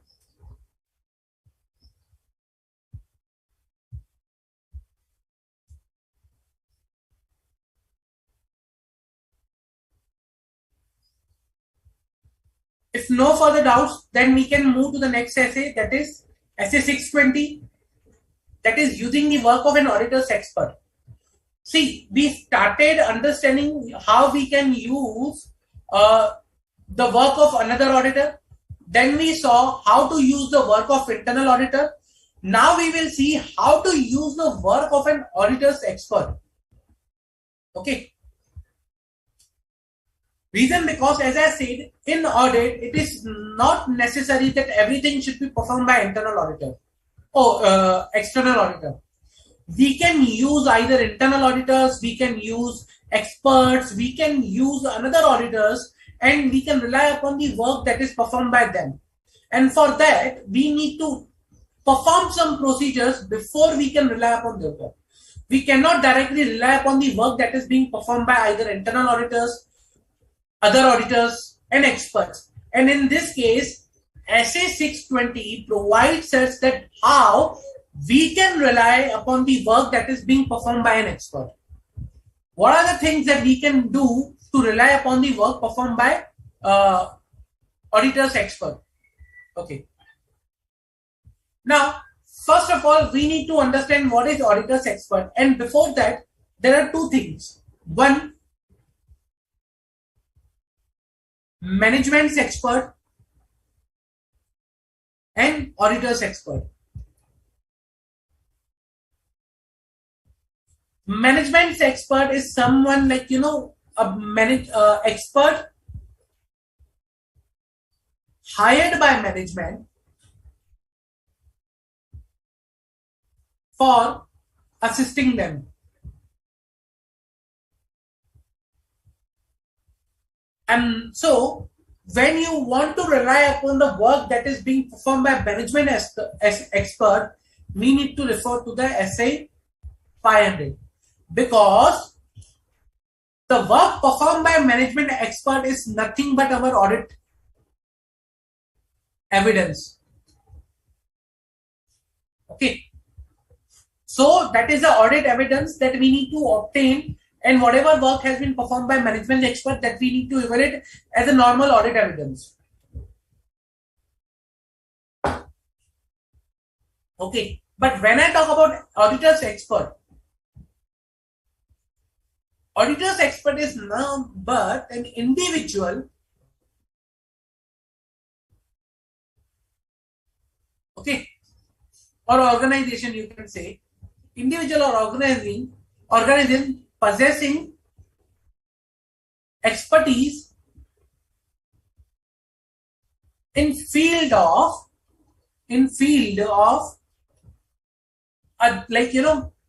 any area other than accounting or auditing.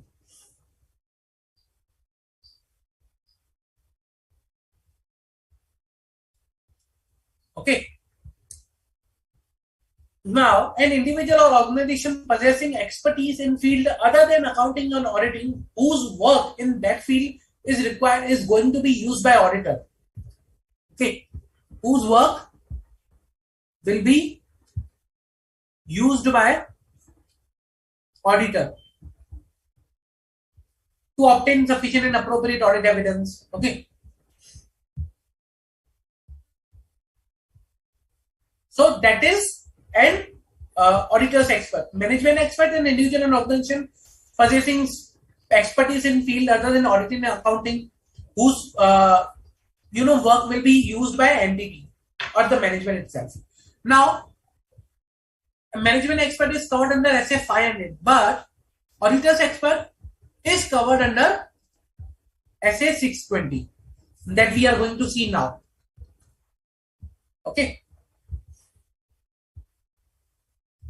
So this essay does not deal with the management expert, rather this deals with the auditor's expert. And for the area other than accounting and auditing. Reason because accounting and auditing, we are the expert. We like it is considered that we should possess the appropriate knowledge of the accounting and auditing.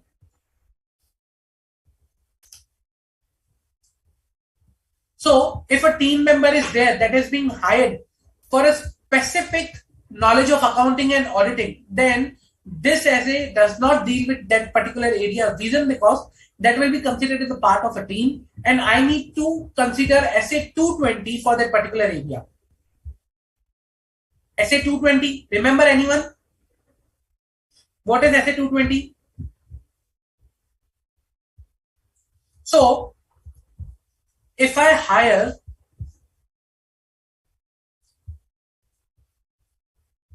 if auditor hires anyone for expertise in accounting and auditing, then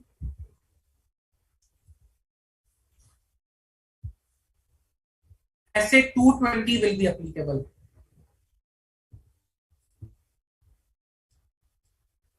That is quality control for an audit of financial statement, in which it is said that the various things are there.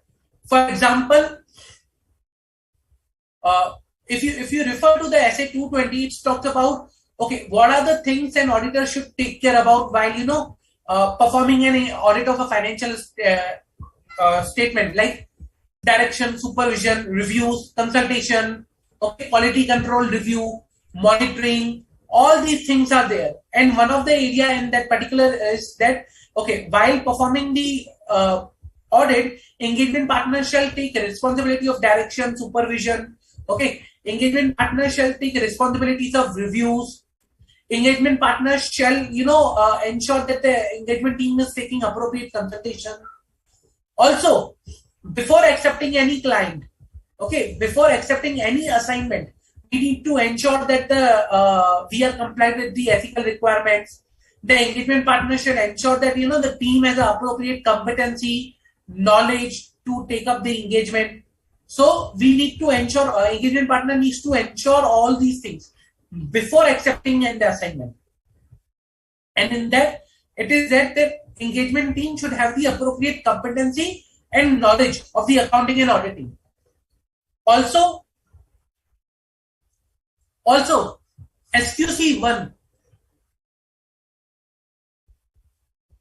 also ensures that firm should have the appropriate policies and procedures and controls so that a quality can be delivered while performing and while delivering an assurance engagement.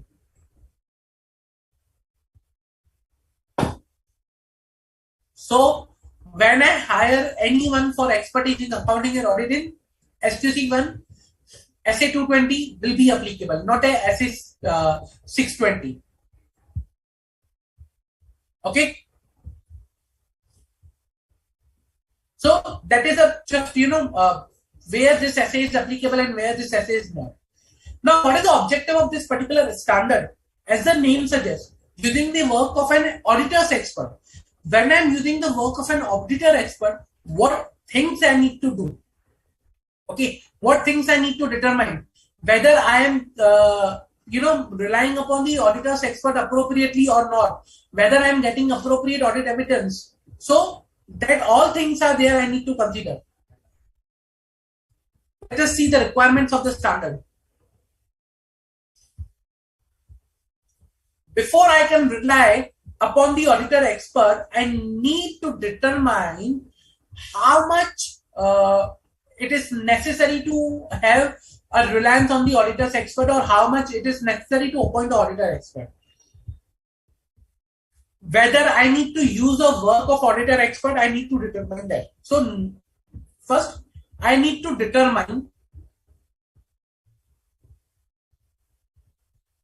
the need of auditor's expert. Okay, I need to determine the need of auditor's expert, and for that,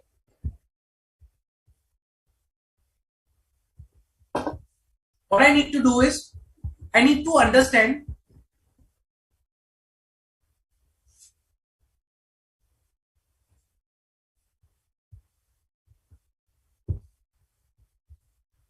nature, timing, and extent of procedures of audit procedures to be performed by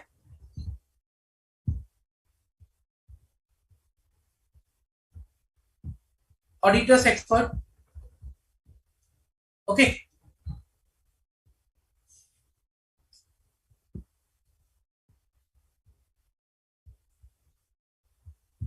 OCC of auditor's expert.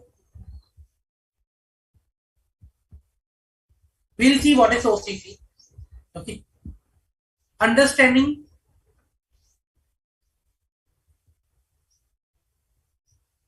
experts field of expertise.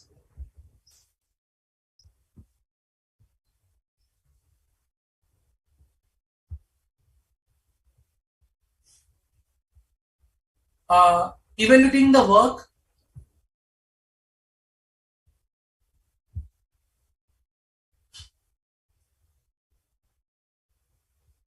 Okay, so I need to perform all these things. Let's understand one by one. Nature, timing, extent of audit procedures. Okay, before I can rely upon the audit expert, I need to understand what are the audit procedures that they will perform, and that is directly related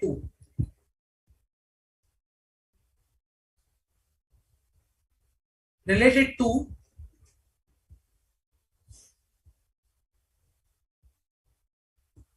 nature of the matter for which I am hiring the expertise. Okay, risk of material misstatement, how much risk is there. Okay, significance of work that will be performed by expert. For example, it may happen that I'm appointing expert also just to take a second opinion. Already the work has been performed by the team. So what is the significance of the work that is being performed by the expert? Auditor's knowledge.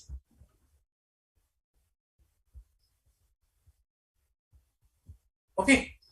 And experience, auditor's knowledge about that area, that field basically. Past experience. Now, past experience can be, that I have worked with this expert in previous years, or in some other assignments, or last year I appointed some other expert, and what was my past experience for having an expert for this area.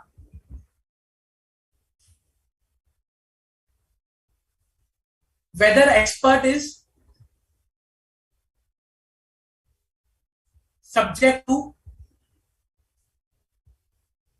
quality control policies.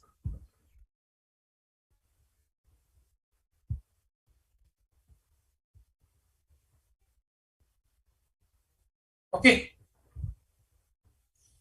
So whether expert is subject to auditors quality control policies or not. Okay. So all these things will be, determining my nature, extent, timing procedures, nature and extent of the audit procedures to be performed by audit expert.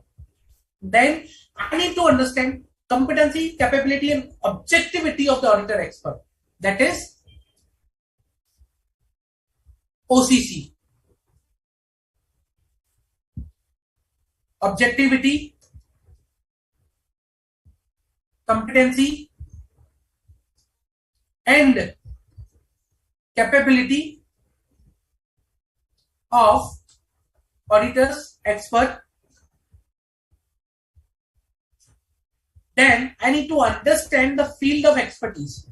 So the field of expertise is very important for me to understand. Reason because that will decide my nature, timing, and extent of reliance, upon auditor's experts work or audit procedures he will perform. That will also help me to evaluate the adequacy of the work performed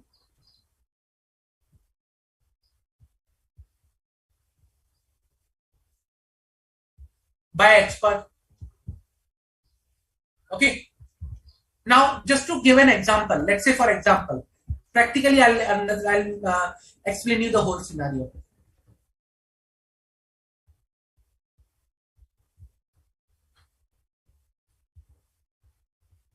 Let's say there's a complex lease transaction. Okay. Now here in this lease transaction, lease rental are linked with, okay, some intangibles.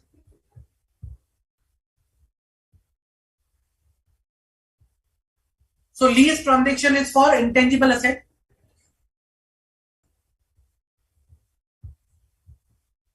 And lease rentals are linked with some intangible valuation. Okay.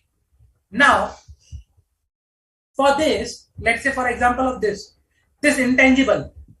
So I hired valuation expert for valuation of intangible.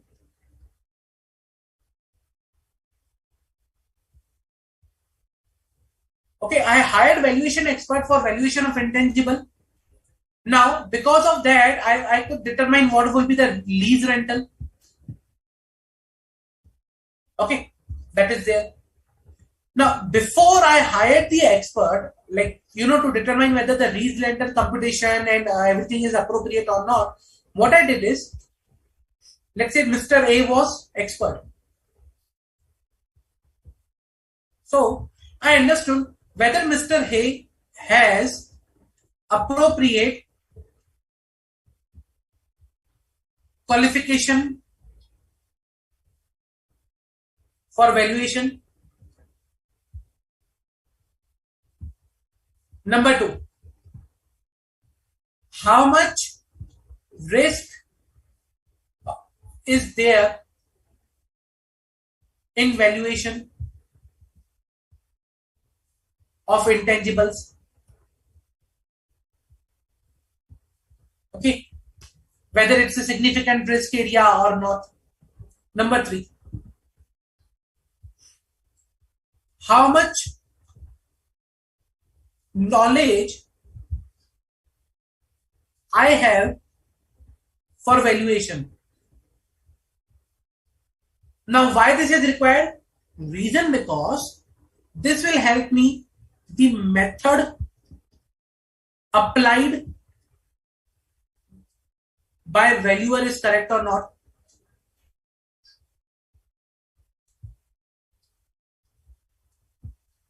Assumptions taken by valuer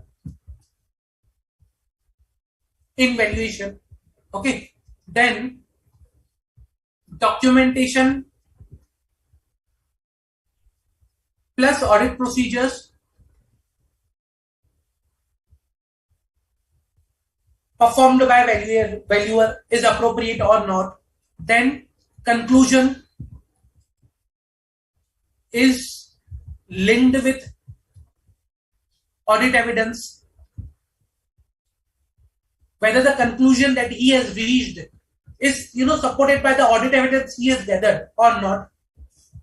So what will be his conclusion? Okay, the valuation is correct, the lease rentals are correct. It may happen it is not correct. So accordingly, and what procedures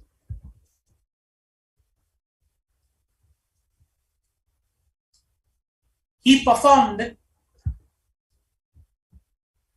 okay, whether they are accurate, whether they are appropriate.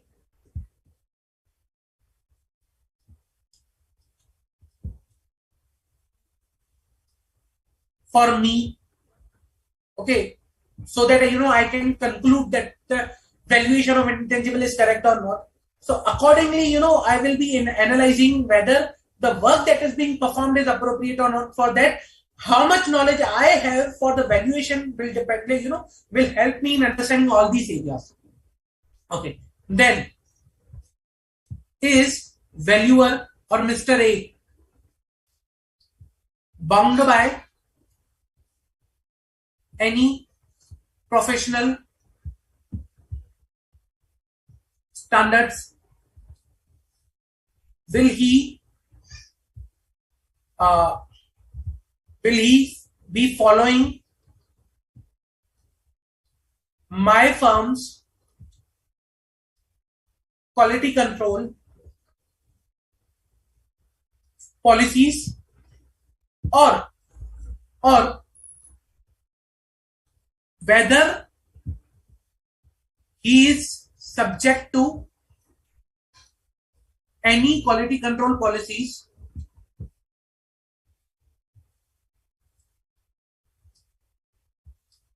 okay, and whether these policies are sufficient. So all these questions and data of these questions or answer of these questions will determine how much reliance I can place upon Mr. A, the expert hired by me, hired by auditor. So this will determine how much I can rely upon the work that is being performed by auditor's expert. And everything what I am discussing over here is required to be there writing with agreement. Okay, nature, scope, and objectivity of the expert's work, respective roles, nature, timing, extent of the communication and the work that will be performed. Okay, what is the confidentiality requirement? Everything will be there with the agreement.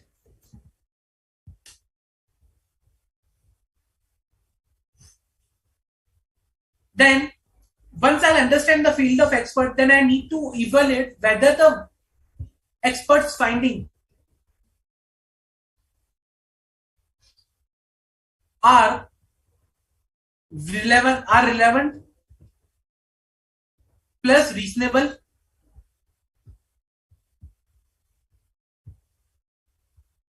Okay. Then I will check that method assumption which is being used by the expert are appropriate. That is MA used by expert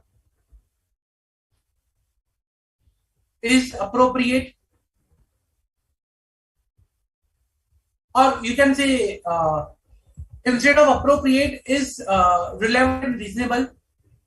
So MA used by expert is relevant and reasonable R&R. Method and assumptions used by expert are relevant and reasonable or not. This is R&R.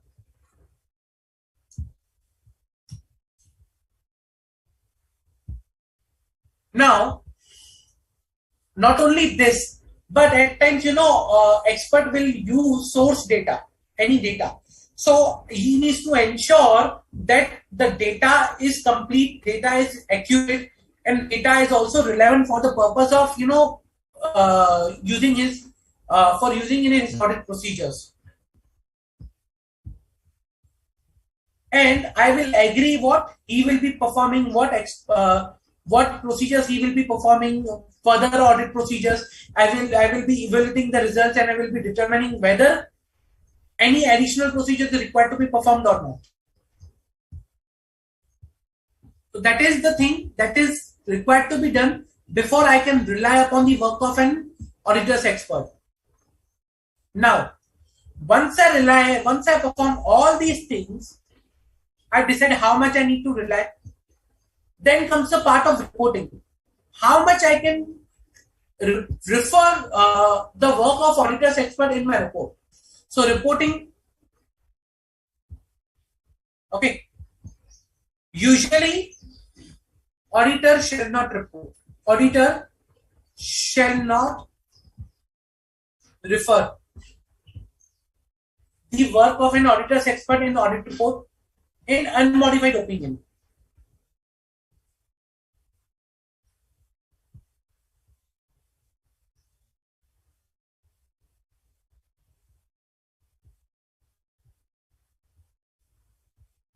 Okay, unless required by law.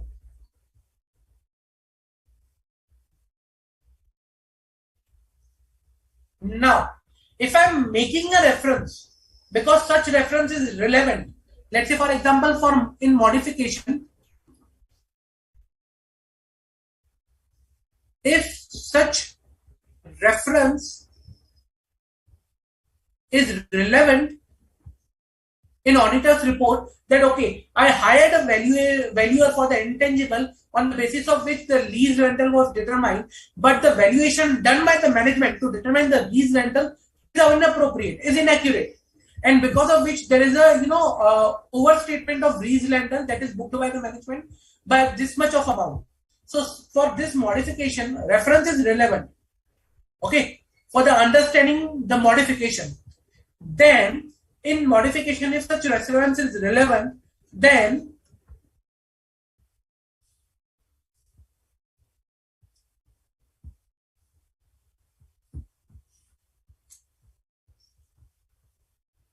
or when it is required by law that I should refer the auditor's expert in my audit report, in those situations, I need to mention that this does not reduce auditor's responsibility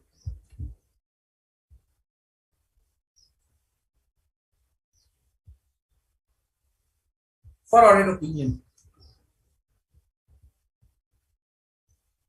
Okay, so if such modification, in modification, if such reference is relevant or it is required by law to disclose the name of audit expert or mention about the audit expert, then mention that this will not reduce the responsibility of the auditor for the audit opinion.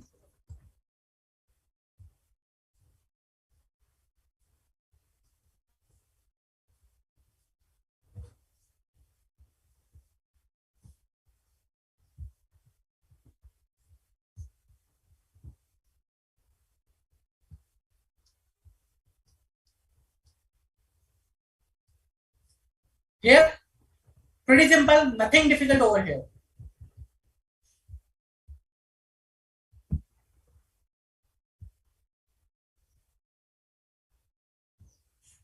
Any doubt, guys? Any doubt with respect to this particular standard?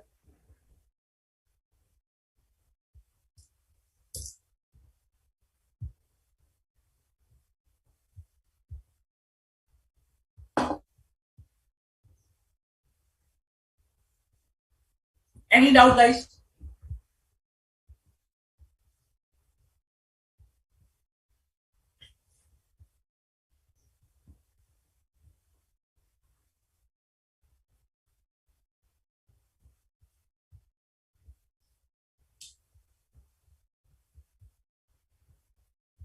Jay, it is not relevant because your question whether in previous example, let me bring that example on the screen.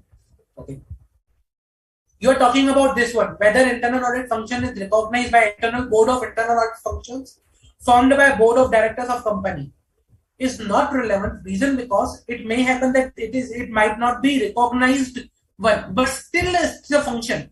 Recognition is what? In which way? Now, if there is a policy, if there is the objectivity, let's say, okay, which ensures that they are objective, they have competence, they have a disciplined approach. Recognition is not important in that case. See, Institute has came up with the standards on internal auditing. So while performing the internal audit, chartered accountants are required to follow those standards. Okay. Standards on auditing is for the audit of a financial statement, whereas standards on internal audit is something that they are required to follow. Another question is that whether in case of a modification for here, like in case of a modification, is it necessary to report or refer the auditor's expert? Answer is yes, it's relevant. But at times it becomes relevant to understand the modification, that how we have achieved to that particular modification level. Let's say, for example, when there is a valuation of a particular building, okay, or there is something, measurement of a critical chemical that an auditor is not expert. In that case, it is necessary for an auditor to mention such reference of the auditor's expert. Let's say, for example, percentage of completion of a project. Now I require a chartered engineer in that particular, to calculate the percentage of completion. Okay, so I hired an expert who's a chartered engineer who showed me, okay, this much of the work is complete. Okay, now on the basis of which I actually tried to calculate the percentage of completion, which is different than the management's one. In this case, I can, say, okay, I can refer this expert in my audit report, citing that, okay, this was a chartered engineer hired by myself, and based on his work, this is a modification. So at times it becomes relevant for me to quote the particular that expert. Any doubts? Any doubts?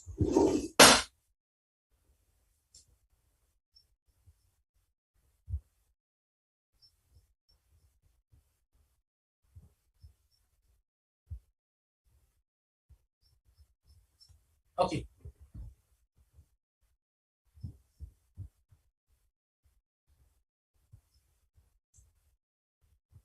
So let's quickly see the notes. They are the same thing.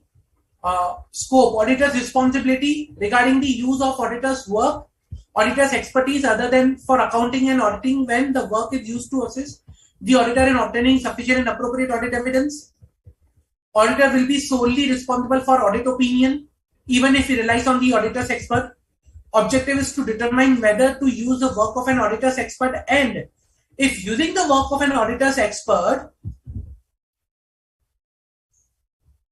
to determine whether the work is adequate for the purpose of auditor's, opinion. Now, for that, I need to determine the need for an auditor expert. And how can I determine the need? Is to determine the nature, timing, and extent of the audit work. Auditor shall consider the following: nature of the matter, risk of material misstatement and fraud risk, significance of expert's work, auditor knowledge about the matter, previous experience, application of quality control policies on expert, competency, capability, and objectivity of the expert. Evaluating the objectivity will include the following: inquiry with the expert regarding his relationship and interest in the company, relationship with the business interest, financial interest, provision of the service. Auditor may also choose to obtain written representation from expert. Then, understanding the field and advocacy of the work performed. So whether the area of expertise is relevant to the audit purpose, whether any law, standard, or regulation applicable to expert for his work, assumption and method used by expert, data used by expert and CAR, completeness, accuracy and relevance, the relevance and reasonableness of the expert's finding with another audit evidence. If work performed by the expert is not adequate, then agree with the expert to perform additional procedures, perform additional audit procedures as necessary, okay, and referring the expert's work in the auditor's report. So when we are referring the expert work in the auditor report, usually we should not refer unless our auditor shall not refer our expert work in the unmodified audit report unless required by law. If referring work in the unmodified audit report, then mention this does not reduce auditor's responsibility. In case of modified opinion, it is necessary to refer to the expert work if in audit report, then mention that this does not reduce auditor's responsibility. Clear? So that is the requirement of my standard. So there's one question that practically hiring expert would increase the cost of audit, which management may not approve. Therefore, auditor will have to proceed without expert. No, generally what happens is all these things we plan well before when we start the audit. So costing and everything that is there, that is planned well before we start the audit, based on the experience. And hiring auditors expert is something the auditor is within itself, they need to determine. It is not something we need to ask from the management.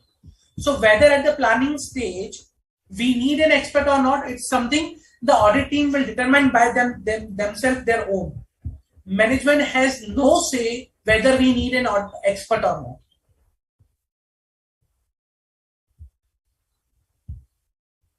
Any further questions, guys?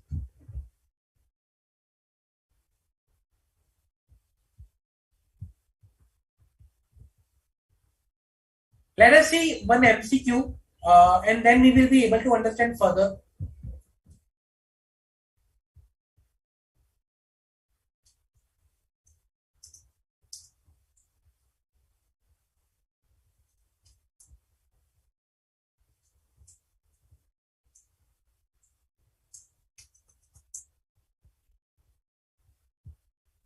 Okay, let us see this question. In the audit of MNO Limited, the audit team decided to appoint the auditors experts for understanding the accounting and valuation of complex financial instruments. Post-appointment, the audit team discussed with the expert the nature and timing and extent of the work required to be performed by expert to gather the sufficient and appropriate audit evidence regarding the significant risk identified in the complex accounting and valuation of financial instruments. Okay. As agreed, the expert performed the necessary procedure to validate the valuation and accounting of financial instrument. Upon completion of the procedures, auditor's expert submitted his report to the auditor to enable him to issue the appropriate audit opinion. Upon submission, none of the audit team member was enough competent to validate the expert's report and hence relied on the same without performing any procedure. Okay, so they were not that much competent, so they relied upon the work performed by the expert itself. Post issuance of the audit opinion, it was identified the valuation and the accounting done by the management for complex financial instrument was incorrect and no observation was identified by the auditor or the expert in that. Upon inquiry by those charged with governance, auditor explained that none of the audit team members was enough competent to validate the accounting and valuation of the complex financial instrument, and hence they relied upon the auditor's expert appointed to validate the same. Auditor also presented the report of the expert which contained no observation. However, those charged with governance were not satisfied by the answer of the auditor and as a result demanded to verify the working paper prepared by the expert. Auditor explained them that the working paper of the expert are not property of the auditors and are not part of the working papers and hence the same cannot be shared with them. Those charged with governance has approached you to understand the auditor's responsibility in the current case. Answer the following questions with respect to the above case study. Auditor contended that none of the audit team members were enough competent to validate the work of an expert and hence no additional procedures were performed. In the light of Section 620, kindly guide those charged with governance whether auditor's explanation is valid by selecting the appropriate option. And options are yes, auditor is correct as none of the audit team members were enough competent to validate the work of expert and hence no additional procedures could be performed on the same. As a result, there is no liability upon the auditor. Yes, the auditor is correct as after appointing the auditor expert, the auditor gets relieved from the responsibility of validating the method, transaction and balance of assertion. No, the auditor is not correct as audit team members were required to perform additional procedures to validate the methodology, assumption, data, okay, and the result derived by the expert. Appointing an auditor's expert neither relieve the auditor from his responsibility nor it reduce the responsibility to express opinion on the financial statement. No, the auditor is not correct that they should have appointed another expert to validate the work performed by the expert appointed earlier. What is the correct option, guys, over here?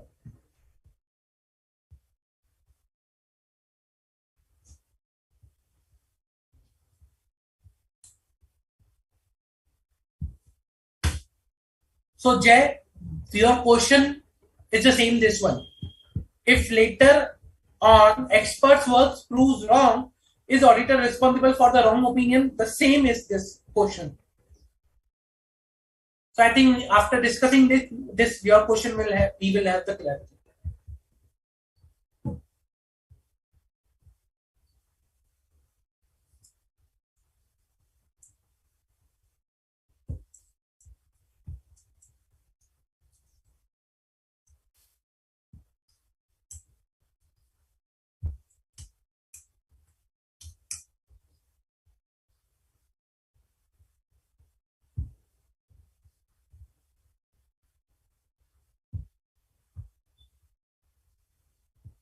Come on, guys, waiting for your answer.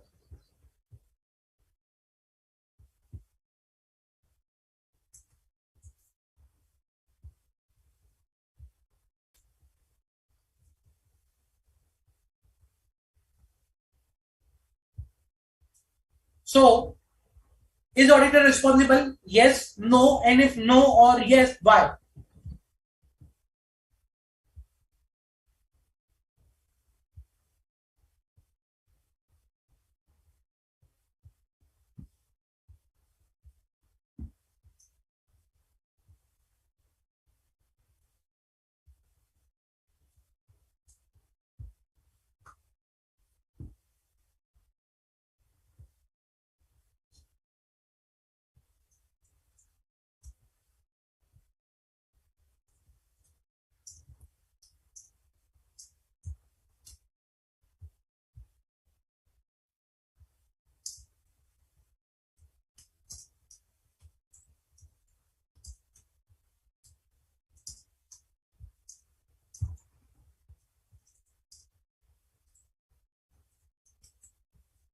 Come on, guys.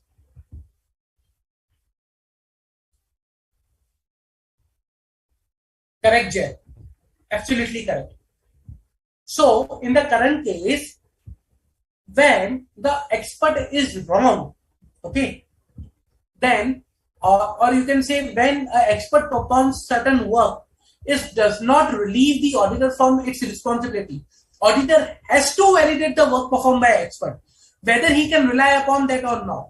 So it does not relieve the auditor from his responsibility. So A and B are wrong. C says that they should have appointed another expert. Answer is wrong. Auditors should perform at least basic procedure to validate methodology, assumption, data that is result derived by the expert. Even when they are hiring another expert to validate the work performed by first expert, still they are responsible to validate whether the second expert has also performed the work appropriately or not. So that is also wrong. The correct option is C. Okay. Second question. Auditor contended that the working paper prepared by the expert are not part of the audit working papers. In the light of SS 620, kindly guide those charged with governance whether the auditor's explanation is valid. In normal circumstances, work paper prepared by auditor expert are part of audit working papers unless a contrary agreement is entered between the auditor and auditor experts. Hence, the auditor is incorrect in the current case. The working paper prepared by auditor expert are the property of auditor's expert and cannot be shared with the management or those charged with governance. Hence, auditor contention is correct. The auditor is correct in the current case. The auditor has no right to retain the working paper prepared by the expert. Only the working paper prepared by the auditor is required to be retained by auditors. The auditor is incorrect as it is the responsibility of auditor to provide all the working papers to management or those charged with governance during the audit. So, what is the correct option?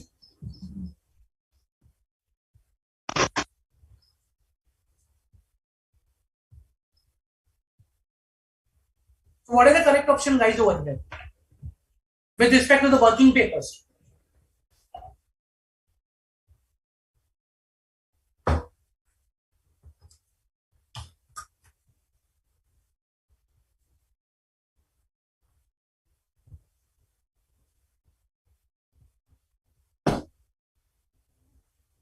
So what is the correct option you can take?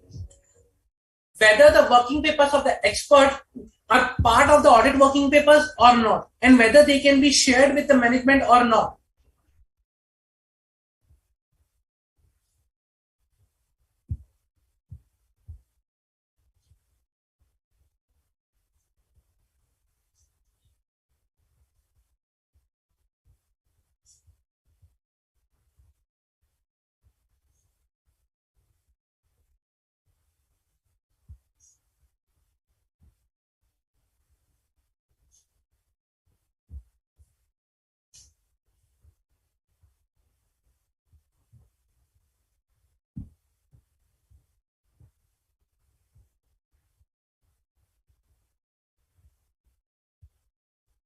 Come on, guys. Pretty easy.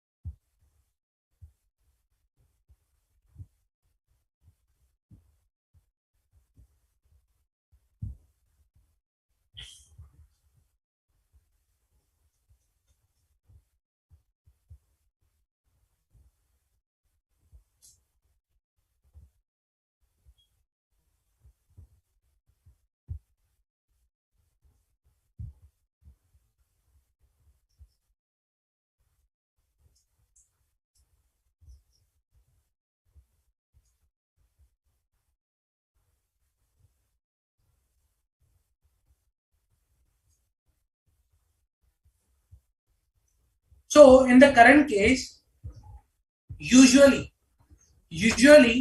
the work that is being done by expert is required to be validated by auditor. Now, if auditor has to validate the work that is being performed by the expert, then he needs to obtain the work papers unless until contrary agreement is there. He needs to obtain the work paper and he needs to document that how he has performed the validity of the work that is performed by the expert.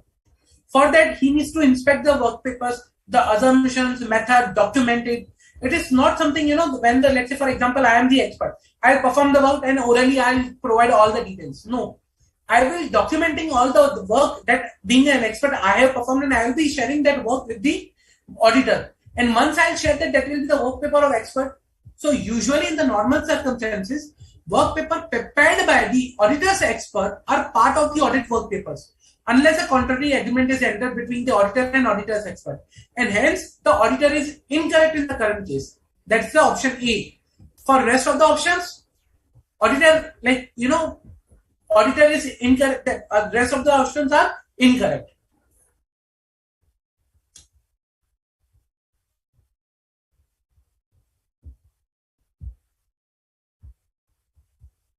Any doubt, guys? Any doubt?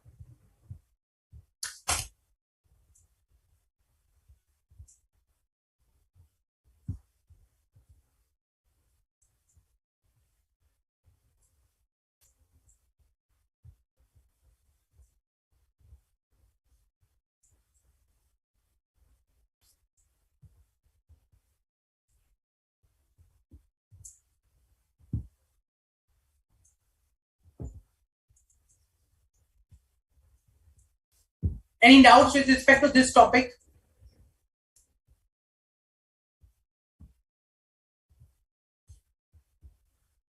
Okay, let me take one more question which was asked in previous exam.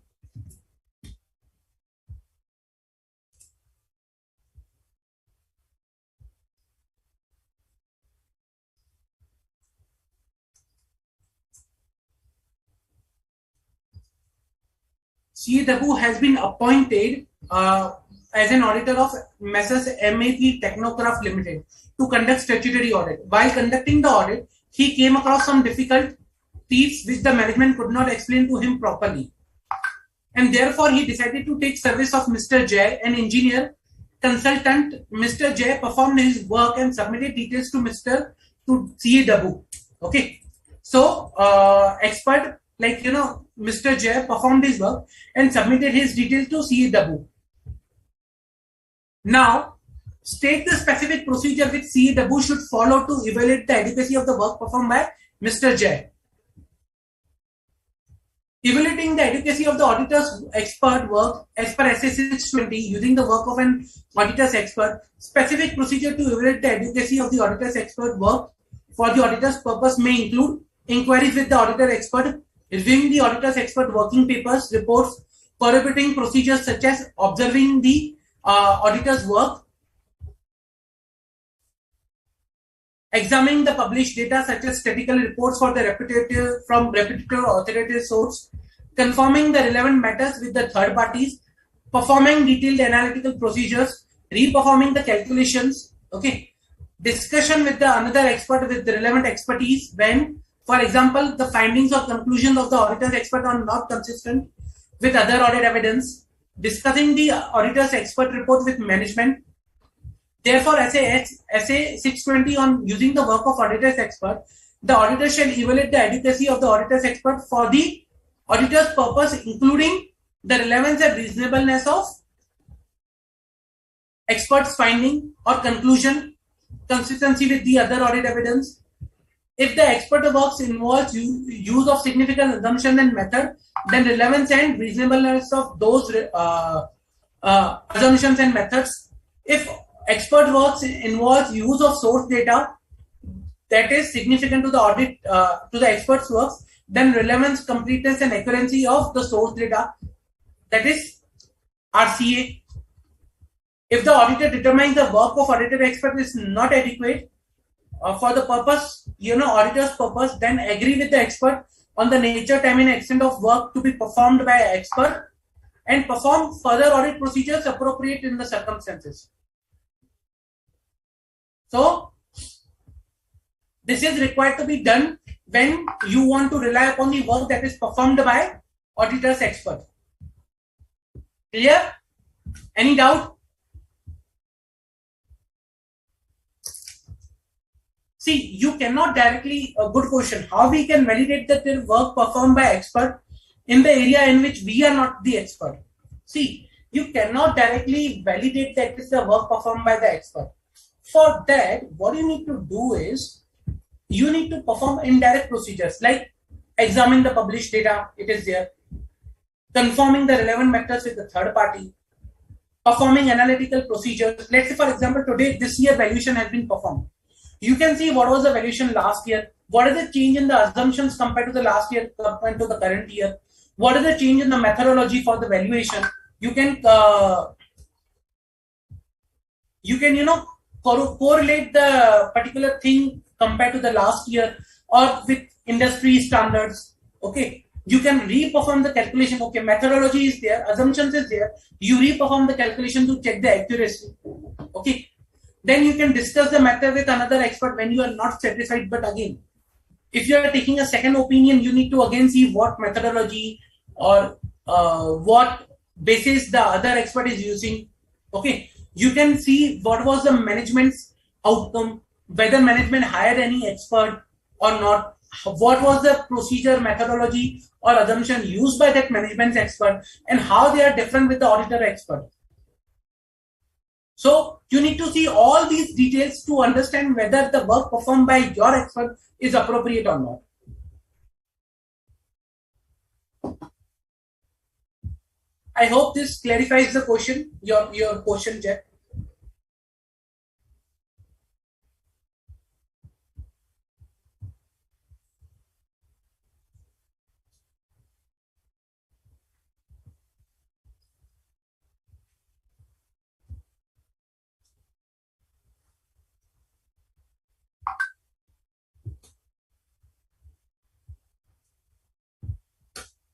Any doubt, guys?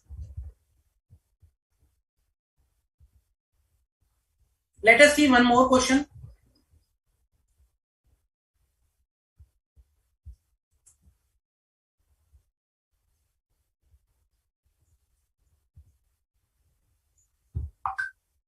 It's a good one. You can see a combination.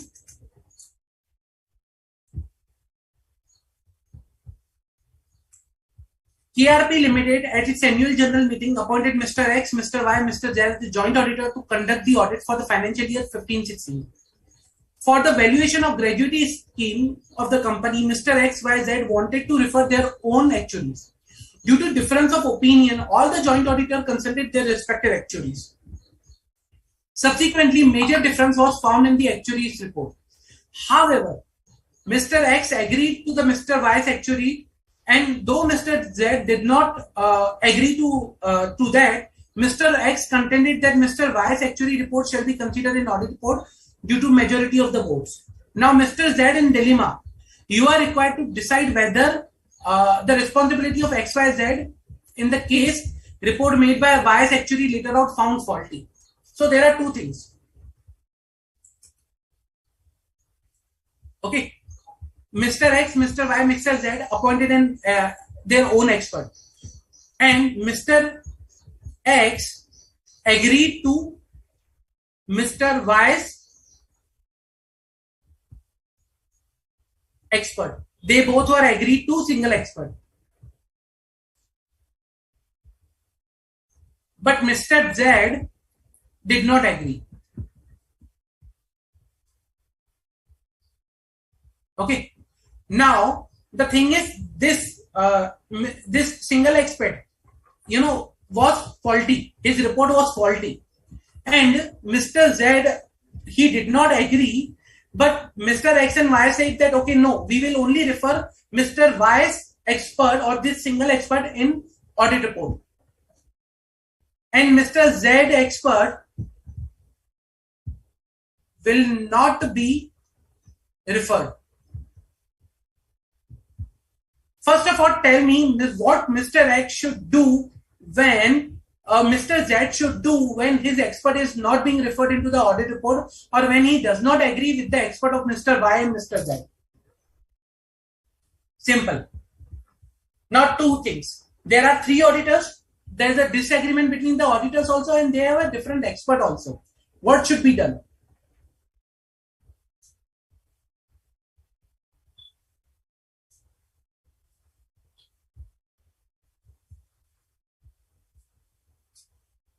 Critical. Good question, I'll say. Now, first of all, tell me what Mr. Z should do.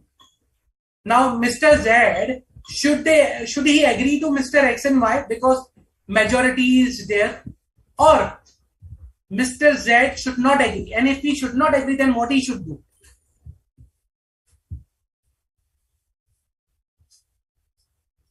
Come on, guys.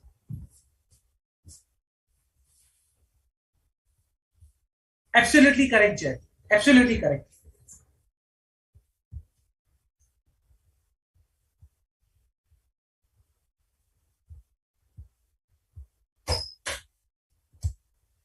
Think about which standards come into play in this. This is not a single standard applicable over here. There will be two standards that will be applicable over here.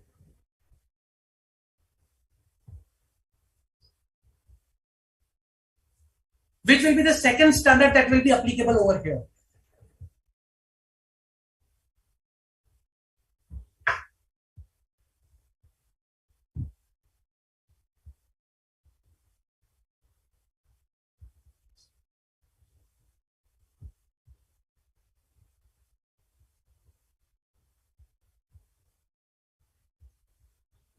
Come on, guys. What Mr. Z should do when he did not agree with X and Y?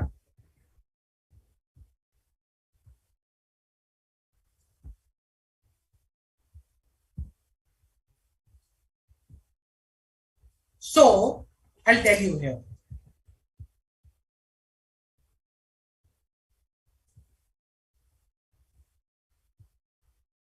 Okay.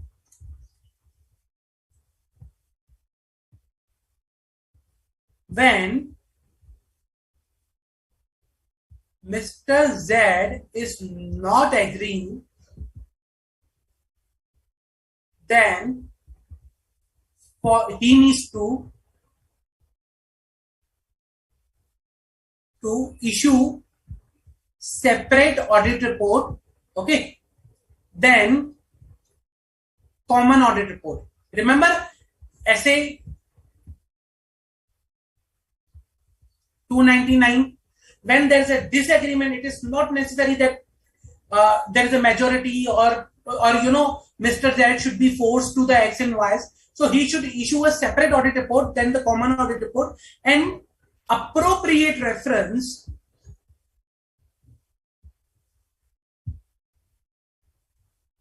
should be made in both. That is common and separate audit report. Number two, when Mr. Z is not agreeing, before, what he needs to do is, with expert's point of view, he needs to validate his own expert. Okay. Reason because there is another evidence available. Okay. There is another evidence available, that is two different experts,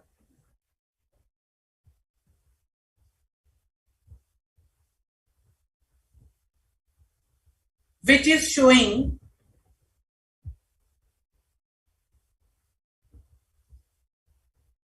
that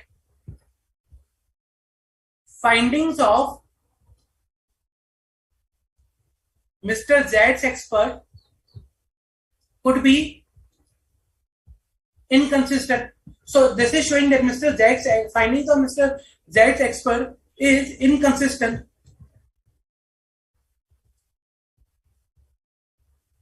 with Mr. X and Mr. Y's expert.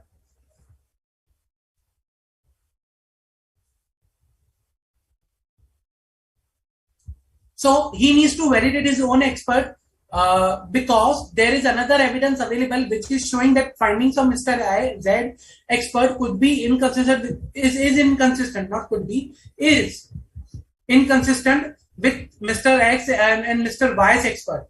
So you have alternate evidence available which is pointing that, okay, why his opinion is different from X and Y's expert.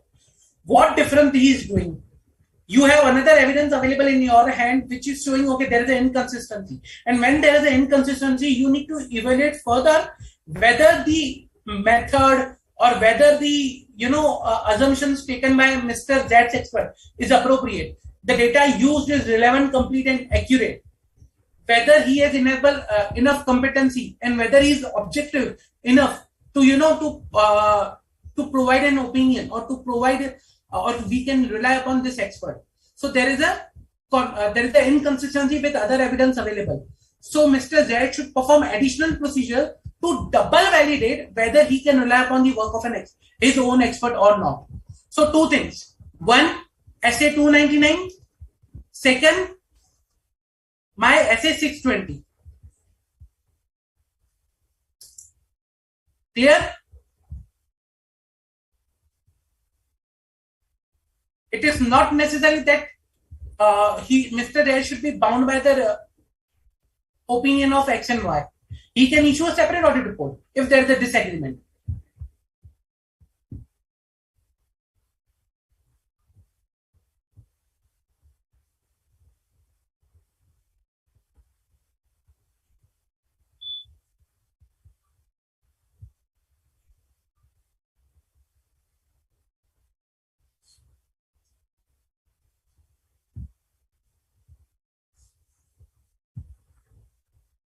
Any doubt, guys? Any doubt?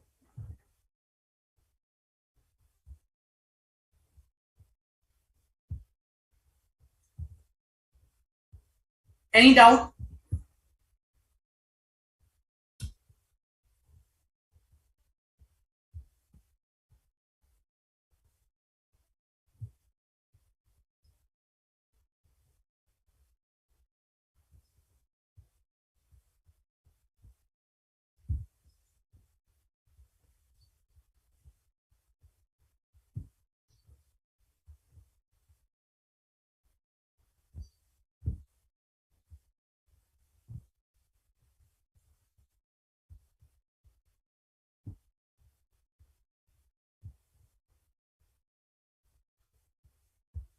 Okay.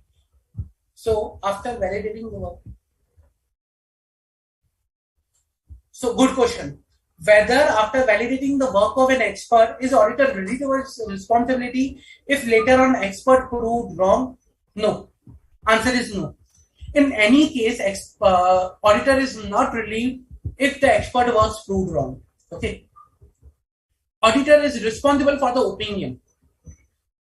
Yeah. Now, your question could be whether he is guilty of professional misconduct when his opinion goes wrong. There is a audit risk present that my opinion could be wrong. Okay, there is a risk. He is responsible for the opinion. He is responsible when his opinion goes wrong.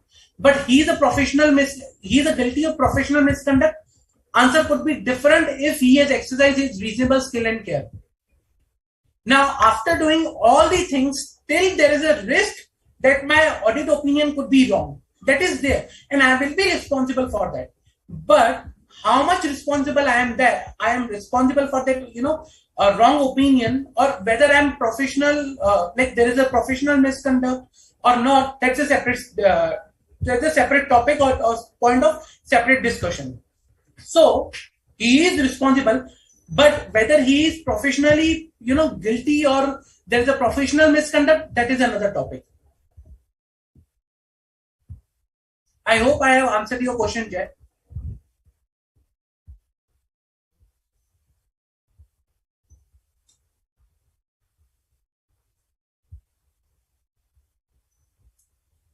So, responsibility and professional misconduct, separate things.